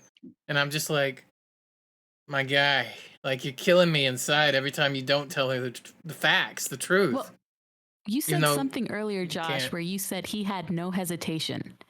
And I'm like, the thing I think of instantly is, you remember the last time he had hesitation? Mm-hmm. Yeah. His daughter died. Yep. You're exactly so right. That's out the window for him. Like, I understand where he's at. I don't agree, I'm not 100% with him, but I understand exactly why he has hesitation and why he's never going to allow that hesitation to take his child away from him again. Yeah, you're exactly 100% right. Including lying to the child. Mm-hmm. Which then brings the question to, she says okay at the end. What do you think that okay means? Do you think she believes him? Do you think? Yeah, I think she's choosing to believe whatever he says is true, even if she has her doubts about it. She's making the choice to believe the lie. Yeah, because at that point it's like, well, this is the person you've been with for however long. He's been with you for all this time, and he's basically the only other person you have at this point, especially now with Marlene being gone. So even if you don't believe him, you have to, like, I guess in her mindset, she's like, I'm gonna have to, because what else? What other choice do I have? I think I'm on the same boat. I'm on the same boat of she chooses to believe the lie at this moment. Yeah. Which then brings me to the other question. Do you think Ellie knew prior that she was going to die? And do you think she knew after that she was going to die? To make this cure? That's interesting, because I don't know. Like, I don't know either. Bob is hitting us with the hard questions over here. Well, God damn. No, I think it's interesting because, like, we don't really know what Marlene told Ellie, right? Mm-hmm. Yeah, we missed a conversation that happened. We don't know what she told her or what she didn't tell her. What, like, because Joel, like, when they're in that car ride heading back to Tommy's, he tells her all the bullshit of, like, oh, there's like a bunch of other people just like you, and they tried to do the cure and they gave up on it because they can't make it work. And I can just picture Ellie, like, in that moment when she turns around to, like, go back to sleep or whatever. She's like, this dude is lying to me, because I'm, So then when you think about it, like, because when I played the game for the first time, I don't think I was thinking about it that way. But now that I've, like, played it a few times, and I'm watching the show and seeing everything, all this go down, I'm kind of more like, Ellie knows that he's probably lying to her at this point. But she's like, well, what's done is done. What am I gonna do? That's kind of what I'm thinking. But yeah. Joshy? I'm kind of with Daniel. Like I pretty much the exact same answer, to be honest with it. Yeah, I get that. Yeah. the unfortunate thing about this is we can't ask you this question because you played the second game, and I don't know. I mean, they probably go into that in the second game, but I don't know. I wasn't even thinking about the second game. No, when I asked know, this but question. no, I understand, but I'm just saying, as somebody who has not played the second game, you have, so maybe that has something, to go into that, but yeah, I it's a good question for sure. Like especially after watching it and not just playing it, I definitely feel like maybe she knows a little bit more than she, had told Joel or like, that we know that she knows, if that makes sense. I think just following the series, I think beforehand she did not know because the giraffe scene, she's like, we just got to do this and then I'll follow you wherever. Right. I'm following, Oh, I'm yeah. yours and you're mine. I'm following you forever. So I think she didn't know beforehand. I think afterhand, for Joel to have her in scrubs in the back of the car, Yeah. I think she realizes for this to happen, for him to make this choice, to know that he's lying, I think she realizes, oh, I would probably have to have died. Yeah. And that makes that okay a little more heartbroken. Mm-hmm. But I wasn't thinking about the second game, and now that you're asking me, I can't tell you. I know you can't. I know you can't. That But I'm does just bring it up. because I'm I don't know how what they go through a lot more in the second game because it's longer. But like, as somebody who hasn't played, I'm like, I would imagine that maybe that's something that comes up in the second game at some point, and I just don't know. But so that's why I'm like, I can't even ask you the question because you know the answer to this. Yeah. But yeah, yeah, I don't know. Some of these questions though. Yeah, they're tough. They're tough to answer. Yeah. I would love to see you watch the season again after playing the second game, because I will say there are some Easter eggs. And that's it. Oh, okay. There's It's just funny. a few Easter eggs. It's funny you mentioned that because I wanted to bring up the fact that if they are setting anything up for season 2 for the second game in this show yet. Interesting question. Will not answer. Fair enough. I think that speaks. I think that speaks volumes. That as a yes. But hey, it doesn't matter because I don't know what to look out for, so it's fine. Yeah. But yeah, I do want to play the second game. I don't know when I'll put like I mean I answered it in the chat because Juan was saying something about it. But like if it comes to Steam, I'll play it. At this point, like yeah, there's all these PlayStation games I want to play, but unless they come to PC, like I'm just not gonna be able to play them. But anyway. Well, with how popular this series became, I'm wondering if they're going to rush the second game to be PC, unless there's a contract that they have to wait a certain amount of time. I don't know. Is there contracts for that? Maybe. I don't know, but I know that the first game like is barely going to be on Steam too, right? PC. So, yeah, that's true. So I hope they would rush it with the second season confirming to be the second game along with season 3 or whatever. I don't know who it was. Maybe it was in Discord. Somebody said, sales of part 2 are going to spike again because all these people that want to know what happens next are going to want to get that game and play it. Yep. And I was like, that makes perfect sense. It does.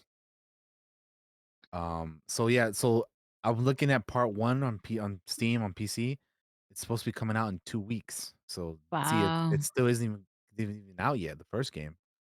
So yeah, I gotta wait on the second one, however long that's gonna take. But are you guys gonna play part 1? I haven't played the part 1 remake yet, and I want to.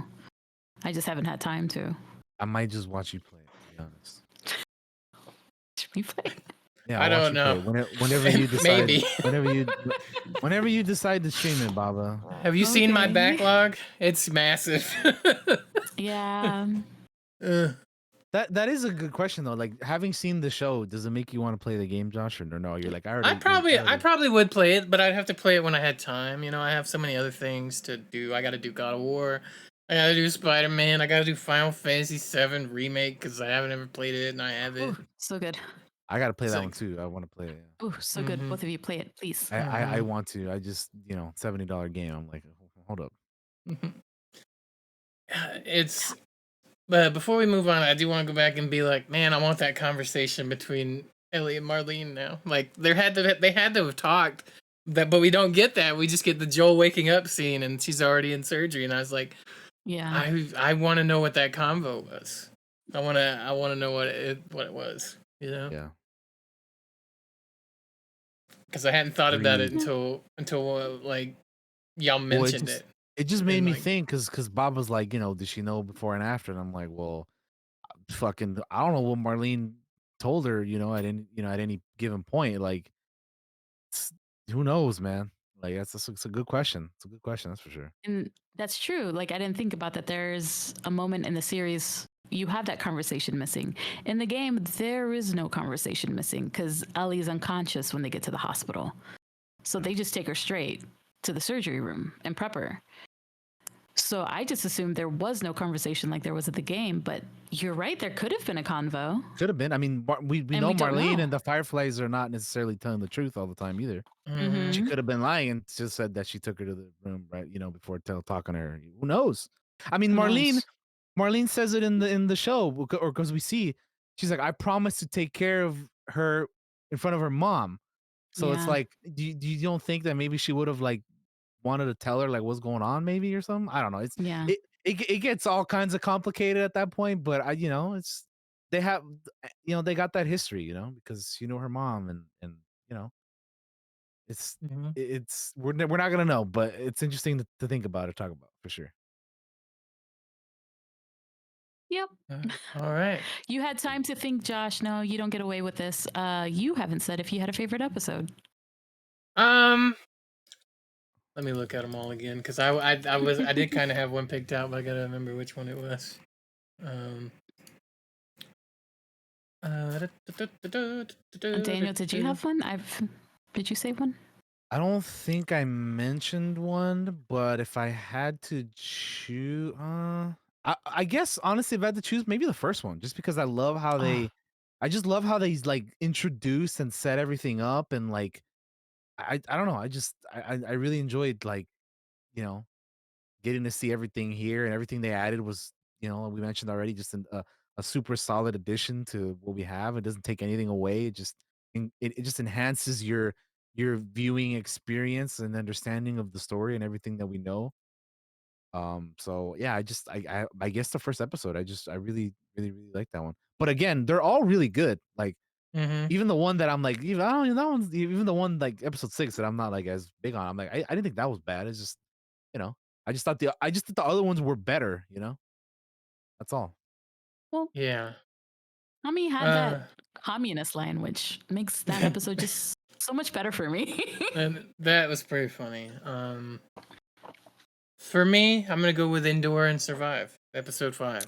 Episode 5. It's sweet at moments and just heart wrenching at the end. Like it destroys you. So And terrifying. I like that episode. And yeah, exactly. It's got like a little bit of everything, and much like DT said, every episode's great. Like, like 3 I think is one of the best episodes of television ever. Like they do it so masterful and well.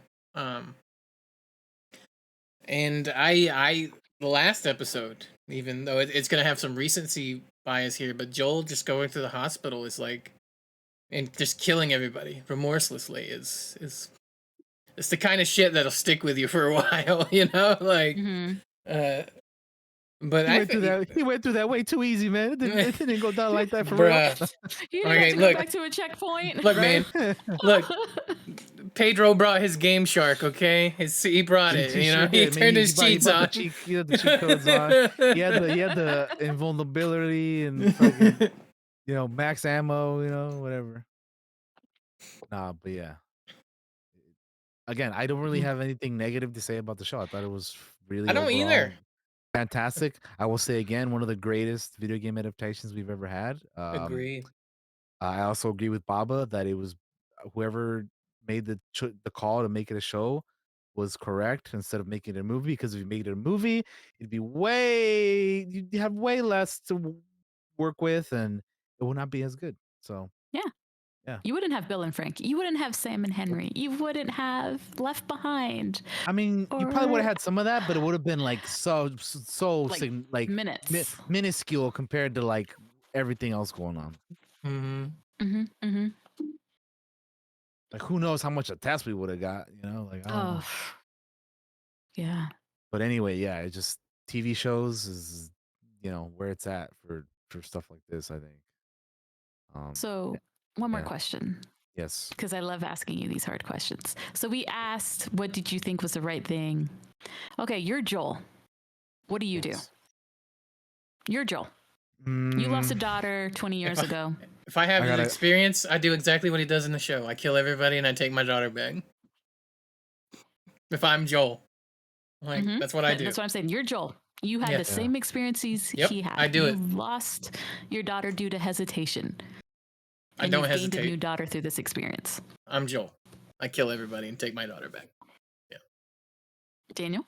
Man, that's a tough one because it's like, yeah, he went through everything he went through, and you know what that makes me think? How much time? I know, like in the game, we also like they change the seasons and stuff. Like, remember when we go to winter? That's when we get to the you know, each passing season. How much time did they spend together, Joel and Ellie, in that first game? Do we know? It's about a yearish because you start summer and then you end with spring, so a little less than a year. Okay, because I'm trying to like figure out like how much like time they spent together for him to be like so like, you know, like she's my new daughter, basically, you know. But you got to remember, it's not just a time thing. It's not just less than a year. It's they've been through these experiences. No, I know, yeah. That increase that too. I think if man, I think if you're put into all those situations and everything like that, I think it's hard not to do what he did. And just like, because at that point it's like, well, you know, what else are you gonna do? Like that's all you got, right? So, well, aside from Tommy, but like Tommy, but you know, Tommy's got his own family to worry about, right? So it's like, well, what are you gonna go back to? Being, you know, fucking, you know, going back to Tommy and his family and just, yeah, I don't know. I think, yeah, I think it's tough, man. Like, how could you not do what he did? It's hard. It's hard to if you're him, like you said, if you're being Joel, how do you not do what he did, right? So yeah, I think at that point, yeah, I don't think you have much of a choice, you know, going through the experiences that you've been through and being with, you know, each other the amount of time that you've been with, and yeah, it's a yeah, I don't know. I've been known to say to Jake, if this was Kaya, I would burn the world for our dog. So if it was Ellie, yeah, like if I was Joel, I'd probably do the same thing. Nah, it makes sense. Yeah, I would want to do different, but I don't think I would do to save her. If you're that character doing going through what they've been through and all that, yeah, no, I think you can't. I think you can't do it any other way. But, all right. Yeah, there it is.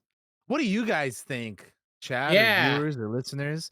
Let us know. Some of these choices are questions are tough, but we want to hear your choices. I regret bringing Baba on, man. She gave us some challenges. No, I'm kidding. I love you being here, Baba. We love those were some great questions, actually.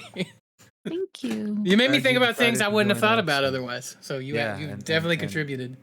Yeah, and talk The Last of Us with us. You know, who else we would have brought on for this, right? Thank you so much. Thank you. And we're gonna have you back next season, right? When we get to season 2, we gotta bring Baba back. Please. Yes. My life is The Last of Us. Ugh, I love this. That's why you're here, Baba. I've been known to say like it's my favorite story in any medium, and now it's in 2 mediums, so I love them both. Right. Do we have anything else we want to say, guys, or is that going to be a show for us? What do you got? I think that's. Anything? I think we've kept Baba long enough. All right. we gotta go. And I'm hungry. I gotta go eat too. So. All right. I'm hungry too. Let's go. Let's go eat, Baba. Let's go get food. Let's go eat. What we do now, Baba, is we do our shout out. So I'm gonna have DT do his first, so you can see how it's done, and then we will do you in the middle, and then I'll go last. So DT, you're up on the main screen. Hi, hello, you listener, watcher, person. Thank you for joining us on this episode of the Clockwork Cantina. And thank you to DaBaba for joining us. What a I'm glad she decided to join us, man. She's like I said at the top of the show, she's a really good friend to both Josh and myself, and we've known her for years, man. Like I said, I've known her for longer than I've known Josh. By a little bit, but still. So I'm glad Baba decided to join us. I'm always glad to talk to her, especially about stuff that is fun to talk about like this, and uh hopefully we'll have her back again soon at some point if she's up to it. And then, maybe we can get her, maybe she can start streaming again at some point. That'll be fun. But coming up for me, I'm gonna be playing some more Yakuza Zero tomorrow. Gotta make progress with that. And then yeah, I'll be around. Just hit me up on all the places you see here on the sidebar and all that good stuff. And I'll be on Discord as always. And I'll see you guys over next week for the next episode. We're gonna be reading some more comics, so stay tuned for that. That'll be fun. But that'll do it for me. I'll see you guys later. Bye bye. Peace out. All right, Baba, we're going to throw you up on the main screen. You're on the main screen. Anything you want to tell the viewers, tell them where to find you, any of that stuff, feel free. And once you're done, we will go to me. I have nothing to say other than thank you guys so much for inviting me. You guys know how much I love The Last of Us. And I'm just so happy that I get to share this story with some people who love it too. Poor Jake, who's had to deal with me being obsessed with this show for the past 8-9 weeks. So thank you guys for letting me be obsessed with you guys too, because he's tired of it. I have my Twitter down there where I talk about TV shows sometimes, and that's about it. Some recommendations: watch Ted Lasso, watch You, but really watch Ted Lasso, and that's it. Thank you guys. Yeah. All right. I want to say thank you to DaBaba for coming on the show. One of my best friends, really ever. And I am so glad that you agreed to come on and talk with us. And I hope you come back and are on with us more. This is probably one of my favorite episodes that we've done here. I've had a lot of fun, and you've given me a lot of hard questions to think about, and I've answered those questions, I feel, pretty honestly. As for me, guys, I'm gonna try to start getting back into streaming a little bit here. Over the next little bit here, I got my backlog is massive. I talk about it on the shoutouts all the time. I got to do so many things. Make sure to check us out on all the things down at the lower left corner there. I'm a dice maker, 902 Dice Creations on Etsy. Feel free to go buy some. If you want some dice, I'm gonna get back into dice making. My shop is very empty at the moment. It's like super empty. But I'm gonna get back into that. The tabletop stuff will be. Stay tuned to hear more about that. Well, I have things in the works, and it's gonna be really exciting. It'll be a Star Wars tabletop called Blasters and Bandits. We're gonna use the Fantasy Flight system. DT, my number one guy. I can always count on to play any tabletop game really. And we're gonna have a great cast when we do that. And we're gonna be streaming it, and we're gonna have cameras on, I believe. Yeah, Some of us are. Yeah. And so that's gonna be a blast. So you'll get to see all the stupid faces I make when I do voices. Oh boy, I'm so excited. Not, but no, it's good. I am excited to play the game, so I can't wait for that. As for that, that's gonna do it for us, guys. We'll see you next week. We're gonna read some comics. We'll be talking about those. We'll be talking about the news as usual. Thank you for everybody that stopped by. Mwah, much love. Take care of yourselves, and we will see you all next time. Bye bye. Bye bye. Bye. Bye.